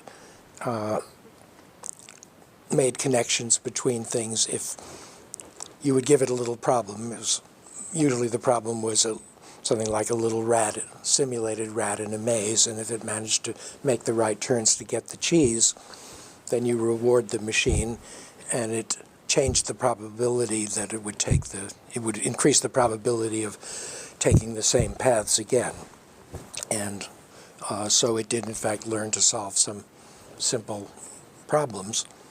But after a while, I could see that it wasn't going to understand how it solved them. So it couldn't, what was missing is it could accumulate conditioned reflexes all right, but it couldn't say, oh, I've learned a lot about this and I still haven't done this, and what's the reason? And I might have gotten stuck with this machine for a long time, except another friend of mine named Ray Solomonoff had found a different theory of how to take a bunch of data and make good generalizations from it. Because you can think of any theory of learning as saying, you've had a lot of experiences. Is there a sort of higher level, simple thing that they're all examples of? And Ray Solomonoff invented this other way of making generalizations. And I instantly said, this is much better than everything the psychologists have done since Pavlov and Watson and so forth in 1900. And so suddenly seeing this new idea of Ray Solomonoff, which also occurred to a Russian named Kolmogorov about the same time, and later independently a guy named Gregory Chaitin in, I think he was in Argentina. But when I first saw this new idea by Ray Solomonoff, I got the idea that everything in psychology was too low level and couldn't handle the right kinds of abstractions. Ray Solomonoff's theory said if something happens, you must make a lot of descriptions of it and see which description is shortest, because it must have the most significant abstractions in it. Like, if you can have a short description that gives the same result as a long one, it must be better or whatever. And over the last 40 years, that, because I think that discovery was around 1957, So from the beginning, the search for artificial intelligence was also a search to define processes that were fundamentally in psychology. Yes, right. Why do descriptions work, and how do you make descriptions? And if something happens, in the old psychology, you would somehow make some very crude representation, an image or a record of exactly what happened and connect it to another one. And that might work to explain how maybe some fish or simple mammals think, but it doesn't explain how you could think about what you've recently been thinking. Mm-hmm. And so although I was very deeply involved in trying to improve reinforcement theory and the traditional statistical theories of psychology, almost the moment I saw Solomonov's idea, I realized all this stuff could never get anywhere. And that was the reason why my learning machine couldn't transfer what it had learned from this maze to another maze that was similar and so forth. What kinds of machines did you work with in those early days to do your experiments and to demonstrate your results? Well, in the early days, there were relays and vacuum tubes, and you could build almost anything out of relays, although it was slow, because Claude Shannon had published a master's thesis in, I think, 1947, Shannon was a remarkable discoverer. He made two major discoveries, each of which started a whole new field and solved almost all the problems in it. So in 1947, I think it was, he published this master's thesis about switching circuits, and nothing much has happened since then. He did the whole thing, and then in 1950 he published this theory of the amount of number of symbols it takes to represent some information, and for about 10 years people worked on various aspects of theories and found better proofs for the ones in Shannon's 1950 paper, but essentially he had solved all the important problems. So vacuum tubes, relays. Right, and the SNARC machine, this neural analog reinforcement machine, it had about 400 vacuum tubes and about a couple of hundred relays and a bicycle chain, so that when something happened and you wanted to increase a probability, a little motor would turn on and a bicycle chain would turn a volume control to. It was all electromechanical, and you could now write a description of such a machine with 100 computer instructions, I suppose, and make it run a billion times faster. What was the biggest technological breakthrough in those early years that allowed you much deeper access to the kinds of questions that maybe you were limited in exploring with the early computers? I think a very simple one, namely the invention of the language Lisp, L-I-S-P, by John McCarthy. Lisp is a language, computer language, where there are only about 8 or 9 basic instructions, but these instructions are arranged in a structure called a list, and most of the instructions are on how to change a list. So in this language, you can write a computer program, and then you can write another computer program that will edit and modify the first one. Now we have languages, the popular languages today are still, Lisp is 1960, I would say. Mm-hmm. The great languages today are, to a fairly large extent, pre-1960, because they can't understand their own instruction. It's hard to write a program in C that can understand a C program and say, oh, if this happens, I should modify the program to do this or that. Now, you can, in fact, do that, and people become so expert at this that they can write Lisp-like programs in C or Java or these other programs, but it's hard. And I shouldn't knock them because they're easier to learn to be good, to write complicated programs with. But the big change was going from thinking of a program as a sequence of commands to thinking of a program as a structure sitting in the computer that another program can manipulate. Mm-hmm. So this made it possible in principle to make a program that could even think about itself.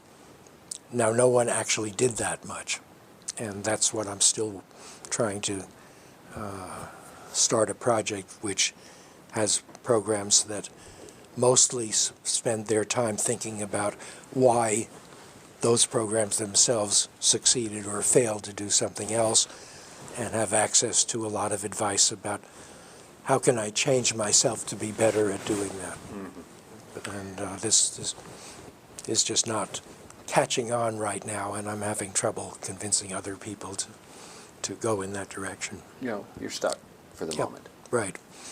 But I think I'll write a book about something else until they get ready for it. Your book, Society of Mind, presents a metaphor for the operation of the brain that is fundamentally different from traditional psychology. What is that? Well, most of traditional psychology tried to imitate physics. And physics had a wonderful modus operandi. If you see a phenomenon, what should you do? And the one thing you could do is find the simplest sets of laws that would predict that. And, for example, Ptolemy tried to explain the behavior of planets. And he said, well, they're going almost in circles, it seems, but they're not quite circles. So what could we do? We could maybe we could combine a little circle that's turning faster with a big circle. And so if the planet looks like it's a circle, only it's going a little too far here and there, let's add another circle which is added to the first one, but it goes half as fast. So then it'll bulge out here. So that was called epicycles, and the ancients used that to this idea by saying, well, everything's made of circles, but the circles are rotating at different speeds and different sizes. And it takes quite a few circles to match the description of a planet's motion. And Kepler discovered that, well, but you could do it much better with just one ellipse. Ellipse is slightly more complicated than a circle because it's like it has two radii rather than one, so it's a little worse. And that made a tremendous difference because that explained the behavior of planets to great precision. Eventually, you discovered that that the orbit of Mars is a little bit affected by the orbit of Jupiter, so it's not quite an ellipse. And Newton discovered the right law, which was even simpler, which is that planets attract each other with a force that's 1 over the square of the distance and times the mass. And Newton discovered 3 laws which did almost everything for mechanics. It explained everything except electricity, and Maxwell added a couple more laws, 4 more laws, and so now we had 7 laws. And Einstein discovered that Maxwell laws could be reduced to much less. And so physics ends up in Einstein's time with about 5 laws. And then, of course, things got worse because quantum mechanics was just being discovered, partly Einstein's fault. But psychology was attempting to mirror... Psychology was, I called it physics envy in honor of Freud. Psychology said, well, we've got to find 4 or 5 simple laws that explain learning. And if you look at old psychology textbooks, everybody has a little set of laws, like the most obvious phenomena that everybody observed is if you ask a person to remember a list of 10 items. You say, I went to the store and I bought some soda and cabbage and spinach and chicken wings and so forth. If you say 10 of those and you say, what did I buy? The other person will say, well, I know that you bought cabbage and soda and chicken wings, and they won't remember the ones in between. So people made up a law of recency, which says that you remember the most recent thing most. And then they made up a law of primacy, which is you remember the first thing most. And maybe there's another law, which is you remember the loudest thing most. And for many years, psychologists tried to imitate Newton to get a small handful of laws to explain how memory works or perception works or this or that. There was one honest psychologist named Hull who did the same thing, only he got 120 laws. How do you develop an artificial intelligence / psychology theory that doesn't have physics envy? Oh, well, yes. The last paragraph would have been, so this Occam's razor, or finding the simplest theory, worked tremendously well in physics, and it worked pretty well in some other sciences. But in psychology, it does nothing but harm. And a simple reason is that we already know that the brain has 300 or 400 different kinds of machinery, and they're each somewhat different. We know how 3 or 4 of them work, like a little bit about the visual system and the cerebellum, but we don't know how any of the dozens of brain centers work in the frontal lobe and the parietal cortex and the language areas and so forth. But one thing we can be sure of is the brain wouldn't have 400 different kinds of machines unless they were specialized to behave in different ways and do different things. So the Society of Mind starts out pretty much in the opposite way and says, let's take all the things, or a lot of the things that people do, and try to find simple explanations for how each of those could be done. And then let's not try to find a simple machine that does all of those, but let's try to find some way that a few hundred of these different things could be organized so that that the whole thing would work. And in fact, the book didn't get, my first book, The Society of Mind, didn't come up with a good theory of that. So it's basically what we call a bottom-up theory, which takes a lot of things and different phenomena and explains them in different ways. It was a bottom-up Right. theory. How do you figure out how these things work? Right, so the Society of Mind had 4 or 5 ideas about how these would be organized, but most of the book it has, I think, a great many good ideas about how different aspects of thinking works, but it doesn't have a picture of how they're organized. And the new book, which took another 20 years, is top-down, and it says that let's start by imagining that the mind has a lot of different things it can do, resources, like a room full of different computers. Then which should you use and when? And the answer is that, or the answer I propose, is that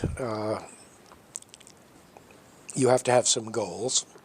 So there's a chapter on what goals are and how they work. And that chapter comes from some research in the early 1960s by my colleagues Alan Newell and Herbert Simon. In fact, if I can interrupt myself, for many years there were just 2 major centers of research on artificial intelligence, and one was the group with McCarthy and me and later Papert at MIT, and the other was Simon and Newell at Carnegie Mellon, and they also had a crowd of students who produced great little theories, and their students went other places and the field spread. Anyway, one thing that Newell and Simon did was to develop a theory of how would a machine have a goal. And their answer was, it's sort of like the kind of feedback things that Norbert Wiener described in cybernetics, but it's different. In order for a machine to have a goal, it has to have some kind of picture or representation or description of a future situation. Now you'd say, informally, and it would like to have that situation. But like is no good, because that's burying, that's what you're trying to explain. However, what it could have is a machine that also has a description of what you have now, and this other description of what you would, quote, want, and it finds differences between these and eliminates them. So having an active goal is to have a description of a future situation and the present situation, and then a process which does things to make them the same by changing the present situation. Now, another thing you might do is change your goal of the future one, and that's if you're really uncomfortable in that you want something and can't have it, then you can always just edit the goal and settle for something less, but that's another story. So the new book is a little bit centered around this 1960 idea of Newell and Simon, which I call a difference engine. And it says, in order to accomplish anything, the brain has to be full of difference engines of various sorts. In other words, there's no point in just reacting to things. You have to react to things in order to reduce a difference that you don't like. Like if you're hungry, you have to get food or reduce the absence of food. So you can always express things this way. Okay, so that's a simple picture of an animal. It has a set of goals, namely these difference-reducing machines, and it has to have some machinery to turn some goals on and off. So whatever those are, let's not worry about them because they would have, whatever they are, they evolved because the creatures who didn't have them died out. Animals that lost the urge to eat, doesn't matter what else they think, they'll go away. So what's the next step? Well, the next step is then you need another mechanism which says, well, I've been pursuing this goal for a long time and nothing happened. So I call that a critic. The critic says, there's something wrong, something has gone wrong with what you're doing. And the best example is, I kept doing things and I didn't achieve a goal. So what should I do? I should change my strategy. Of course, I could change the goal too, and sometimes we do that. But the main idea is to think of the next level of the mind as a bunch of critics which are watching what's going on and looking for failure. If there's a success, it's not important. Then you do something in low-level psychology to make that more likely to happen. That's trivial. Obviously, you want to learn what was successful, but it's not profound. However, if it fails, you have to do something really good, namely do something new instead of. So traditional learning is how to do something old again. That's why I discarded it in the 1960s, because Solomon suggested another way. So the top level of the new book called The Emotion Machine is that the important thing that neurologists should look for are these things called critics, which fire off when some effort to achieve a goal fails. And what should you do? Well, you should think in a different way. You might change some of the goals, or at least sub-goals, and then you have a chance to succeed again. So that's the other idea, and that becomes a very rich idea because that leads you to ask, well, what kind of goals do people have? And there's two answers to that. One is that evolution provides the vital ones, like if you don't drink enough, you'll die, and so forth. And also ideas like consciousness become manifestations of these very complex critics interacting and reaching some sort of threshold. Because suppose some critics don't work either, then you want to hire one which says, what's wrong with the critics I've been using? And that means you have to start thinking about your recent thoughts. You stop thinking about what you did and you think about how you were thinking. And to me, the word consciousness is the name for, there is no such thing as consciousness, but there's dozens of processes that involve memories of what you've been recently doing and new ways to represent things and describing things in language rather than images and so forth. And in fact, the existence of the word consciousness is the main reason why psychology, you could ask, why is Aristotle writing and William James writing just as good as popular writing today in psychology? If you read William James, you say, oh, he's better than this guy who's telling you how to think. And if you look at Aristotle, you'll see his discussion of ethics is just as good as this president's ethics advisor and so forth. It's because they got stuck thinking that these words like consciousness and ethics are things rather than big complicated structures that might have a better explanation. So anyway, we have 5 or 6 levels of thinking, and the higher level is one where you make models of your whole self, but they're simplified, and you say, what would happen if I did this, without actually doing it, stuff like that. And those are the things we call consciousness, and I think there's about 50 of them. Let's talk a little bit about the span of time that you've been at MIT. It spans the late 1950s to the present day.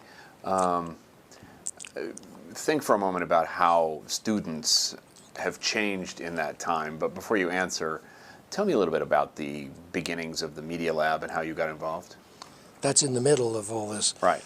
Well, when I came to MIT, the first thing is that it's hard for people today to imagine what it was like to be in a golden age.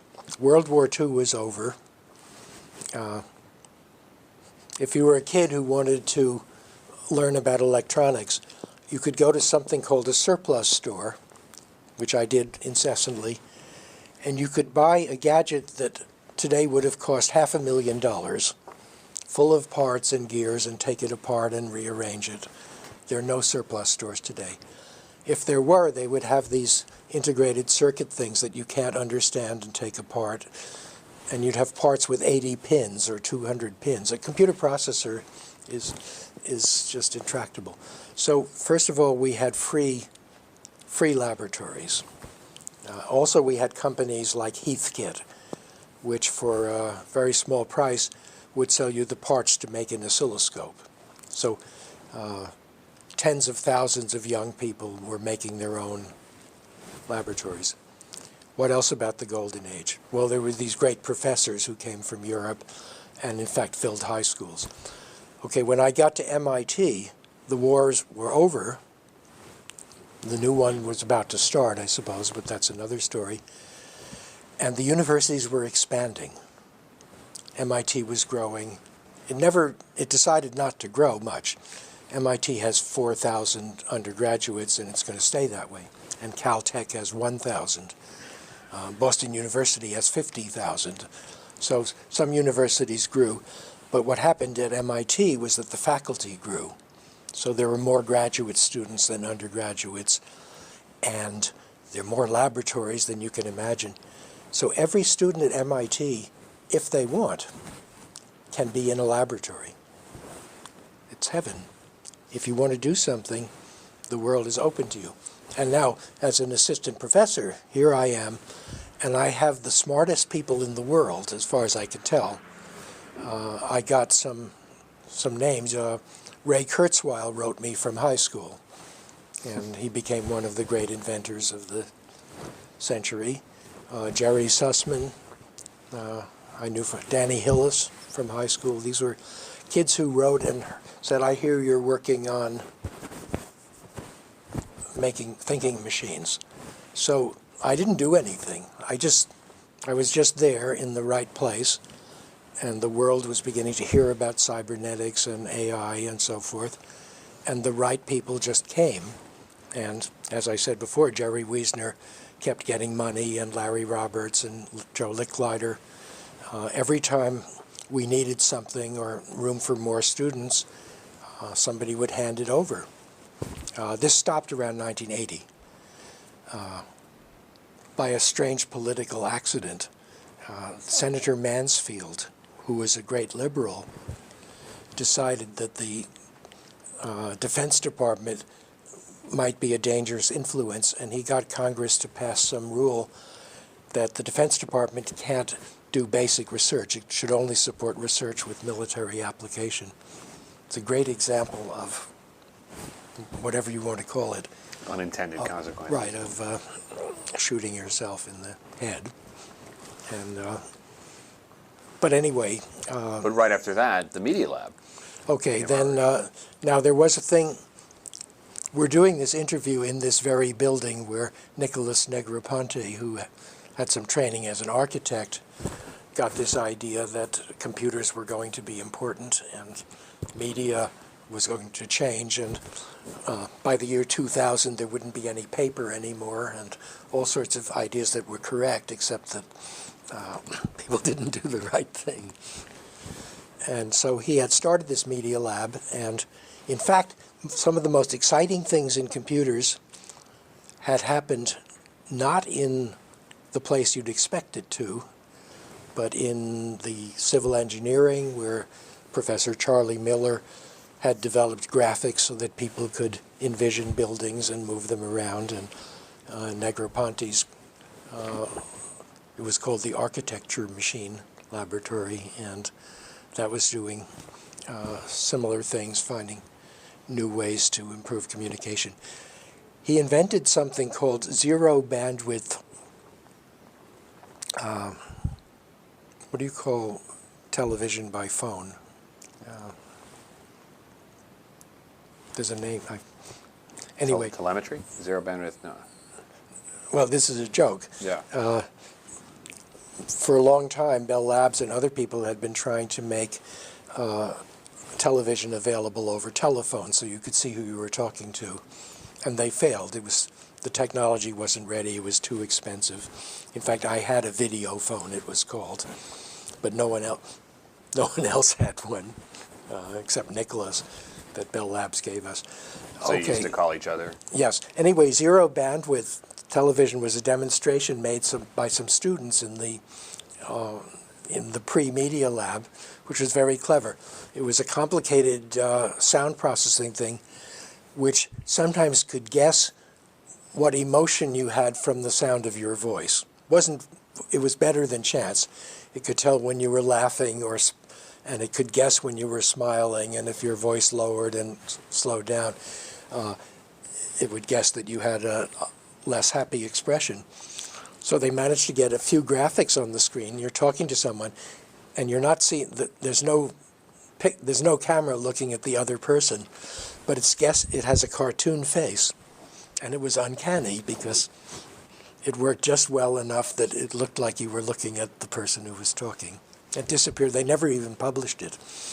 And I just noticed last week some laboratory at MIT which said, oh, we're going to make something that listens to the voice and shows the expression of the speaker. So 30-year hiatus there. But it's the old-timers' fault for not even publishing it. It was just such fun, and they just showed it to each other. And was that the spirit of the Media Lab in the beginning? Fun, exciting, new ideas? Exactly. It was cross-disciplinary. It was exactly. Nicholas had the idea that he wanted to expand the laboratory because there were so many things that he couldn't do in the architecture department. And he had a wonderful idea. How would you fund this kind of research, which nobody was doing? And he went to companies that didn't even know what research was, and they all piled in. They said, "Oh, we're worried." The various newspaper chains, for example, heard the prediction there wouldn't be any paper pretty soon, because everybody would have things like iPhones and they wouldn't need paper. Well, that didn't happen for 30 years more than Nicholas expected, but who cares? They were scared, so they started giving his new Media Lab money to say and Steelcase, wonderful company, they began to realize that since you could work from home, maybe people wouldn't need office furniture. What will happen to them when the office disappears? So some visionary people at Steelcase first they gave us a lot of office equipment. All the chairs, not this one, but all the chairs in the Media Lab were really Deluxe Steelcase modern things. But anyway, the nice thing about the Media Lab was Nicholas's inspiration to see, yes, you can fund research if you explain to people why they need it. And for almost 20 years, it was just like the golden age that I got into when the AI lab started. The Media Lab again started. Enough money poured in that we could do anything we want. It had enough sponsors that whatever you did, one of the sponsors would be pleased. And Nicholas invented a kind of sharing of property and rights and so forth that there was great happiness from. I think it started in 1984 or 5, 84 probably. So during your And period, for 20 years. Now it's getting harder to support because these ideas have spread, and the Media Lab is working hard right now to what's the next revolution? Can the new director reproduce this? I certainly hope he can, but it might have been a historic moment. Nicholas has said that he could never have started the lab 10 years later because they were doing things that the other departments were doing by then. So it sounds like what you're saying is that in your period at MIT, you scored not one, but 2 golden ages. Yeah. A big one and a little one. Right. Not bad. And the second golden age, starting in about 1963, I started to work with Seymour Papert, and I had never been interested in education and that side of engineering. So we worked together for 20 years, and then when Nicholas started the Media Lab, he had some great engineers and great hackers of all sorts, and he also invited me and Papert, and we started to move our activities, so my artificial intelligence and Seymour's new ways in education started to develop here in this new environment. And again, it was a golden age in the sense that if we got an idea, there would be someone to support it. Today things are different. The United States has very few basic research institutions. The government is broke. If you look at the National Science Foundation, they're now in a situation where they can barely fund 1 out of 100 proposals. Now suppose some scientist proposes something that is going to take 2 years. That's fine if he gets it. Suppose 200 scientists do that and one gets the support. They have spent probably 100 man-years of wasted time writing these applications. And so now we might be better off if we close the research facility completely. And the United States is headed down a drastically destructive track. What kind of students came to MIT in the late 50s, and contrast that with the kinds of students you see today, and how broadly have the concerns and interests of students at MIT changed in the time you've been here? I don't think I could say very much about, are we recording your question? Yeah. Yeah. I don't think I have a very good picture of that. I have a qualitative sense that we're still getting some of the best possible students, but we have a lot of machinery for losing the best ones very rapidly because they take courses in business. And they take courses, a lot of them will go into management science. As you know, when a field has the word science in it, it isn't, but it tries. And also, if a student gets a pretty good idea, then in spite of the great internet bubble of the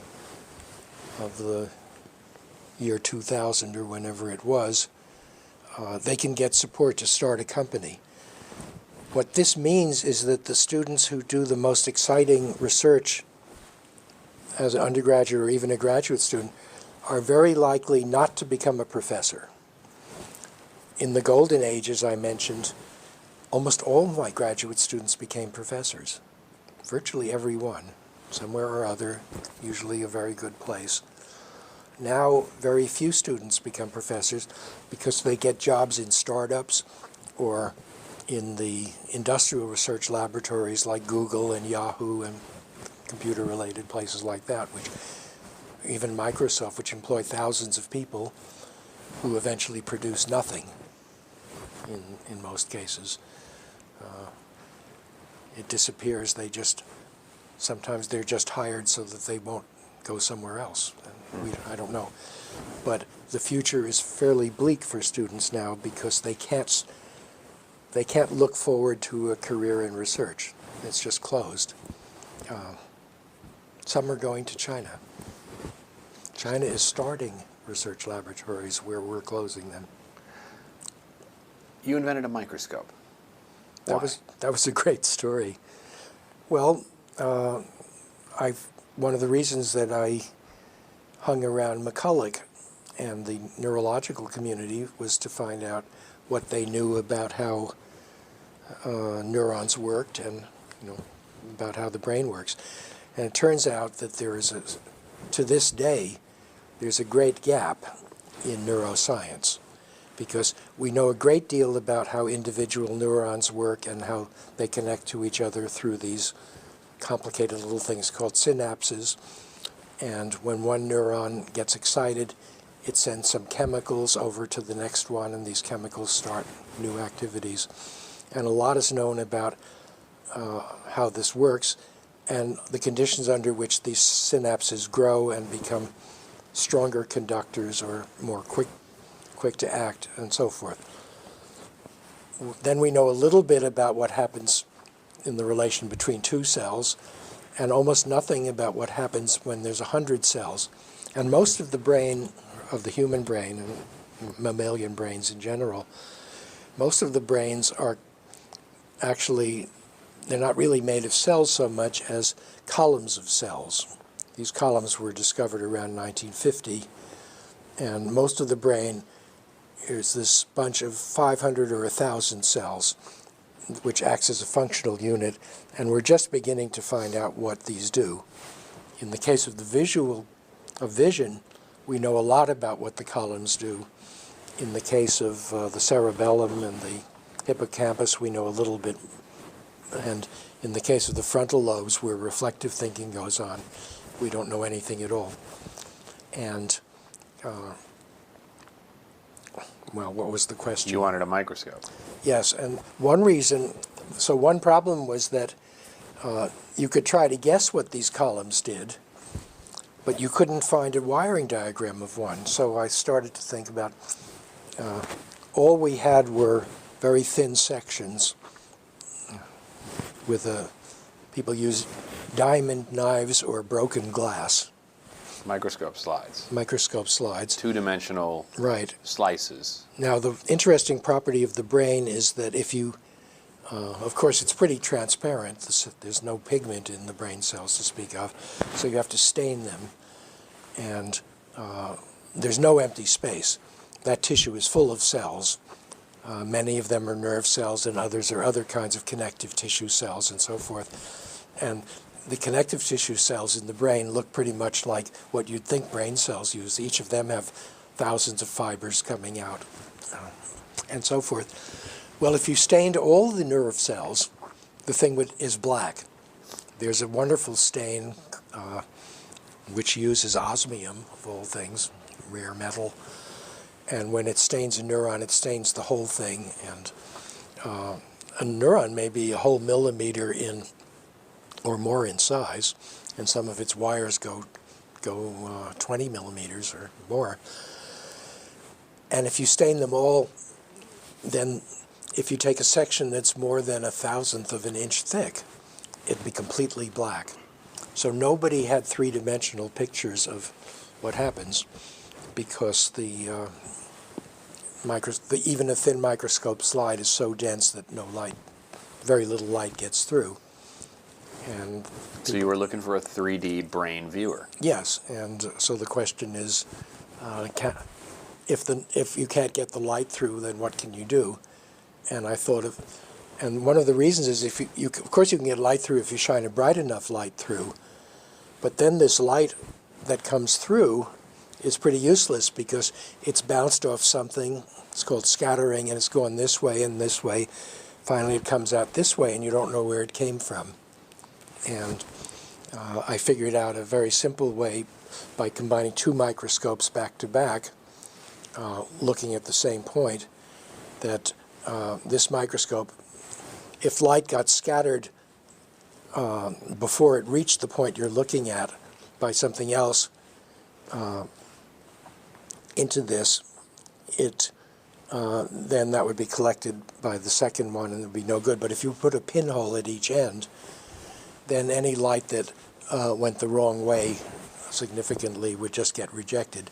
So now I could use an extremely bright light and just collect the rays that went straight through and count how many there were. So now almost every laboratory in the world uses this thing. Unfortunately, it took more than 20 years between the first one I built and the second one anyone else built, so that the patent disappeared. But I get lots of letters and emails from people who say, thanks for making this gadget. The funny part is that by the time I finished it, that was exactly the time when I had read Ray Solomonoff's paper and decided it wouldn't help to know how the nervous system is wired until you have high-level theories to interpret it. So although after building it, I used it to look at worms and blood cells and things like that, I never actually used it to look at a neuron. It's possible that not everyone at MIT would smile so broadly as they described one of their patents expiring before they could take advantage of it. Well, it's too bad. I could have used, if I had $1 billion, I could do my project now. There you go. I could do my project too. Yep. Last question. A theme of your story in terms of how you describe your success seems to be that you are at the right place at the right time, that you entered into a golden age. And well, one other thing is, if somebody does something better than you, don't waste your time. Never compete. Right. Always go away and do something that nobody else does better. So I kept moving around. If you'll indulge me for just a moment, with the sentimental possibility that there is something about Marvin Minsky that has been passed on to the many students that have encountered you at MIT, what would it be that you imparted to them, other than be sure to be at the right place at the right time? That's not a very useful one. I think the useful one is if you get stuck, don't try too hard to fix it, but find another way. And because if you get stuck, it's because you're not good enough at that, and you probably can't fix that. So find someone else who can do it. But if you got stuck, it's probably because you found a really good problem, and so find another really good problem. Is MIT a great place to find another way when you get stuck? It certainly was. You know that the nature of things changed gradually in the legal structure. When I came as an assistant professor without applying because William Martin, who was chairman of the mathematics department, thought, hey, I heard there's this good guy at Lincoln, and maybe computers and things like that have a future. I never actually found out why. And a couple of things happened. One thing happened is that I was teaching 4 courses, as things were in those days. And I said I could teach. No, I wasn't. I was teaching 2 courses each term. But still, If you're teaching every other day, I found this hard because after I'd give a lecture, it would take me a day to figure out what I did wrong with it. And I also needed a day to say, well, what should I talk about tomorrow? And so I couldn't get any research done.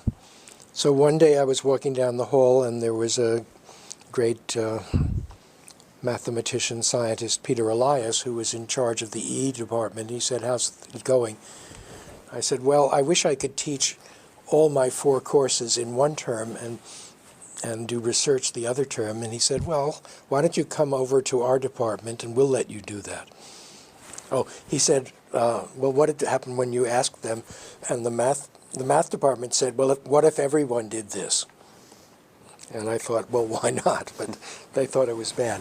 And then when I got there, it turned out the EE department had so much money that professors only had to teach 2 courses. But anyway, one day, Peter came by and he said, we decided you should get tenure. And I had never thought about that. And first of all, I'd never had the idea of staying at MIT forever. In fact, I went to another couple of schools and hung around. And after a while, I didn't like it there because at MIT, practically every student is really good. And it's just wonderful. The other schools, you'd have to search for. Anyway, that's beside the point. But what's the difference is that today, when when somebody becomes an assistant professor, they have 6 years to make a reputation and get tenure, and they think about it all the time. And they arrange their career so they do one big thing instead of several. They don't waste their time. They publish a lot of papers. A candidate for tenure here might have written 30 papers which are all almost the same. It's a scandal. They write slightly different papers. They somehow get them in journals and they count them. And what happens is these people are so narrow in a field because they're so desperate to make these points that I don't know how to conclude this paragraph. So the situation is very different. And this is all because of well-meaning civil rights laws and, the promotion process has to be very open, and it's bad if people promote their favorite friends, and you shouldn't promote people from the same institution or it'll get inbred. And they have all sorts of rules. So they made this 7-year rule. It's very rigid, and it turns out it's 6 years, and it's really 5. Because there's also another law, which is if you fire somebody, you have to pay their salary for a year. This has nothing to do with anything. So really you have to make the tenure decision pretty almost firm when they've in their 5th year. So the pressure is enormous. And so it's harder to get stuck in this era. You're almost forced to get stuck. Yeah. And finally the chances of getting tenure are small because they're not making many new professors. And there's another factor in all of this, which is the longevity. You're not allowed to fire people because of age in the United States, pretty much. In England, professors have to retire at 60. But the age of the life expectancy has been growing 3 months per year for the last 50 years. So people are living 12 years longer now than when I started college. So the number of vacancies for new professors is slowly being eaten away by mere longevity besides everything else. And so the pressure it begs to be said, another example of you being at the right place at the right time. Mm-hmm. Well, I've also I'm lucky not to have gotten old while I did it, but that's just luck too. Oh, thank you, Marvin.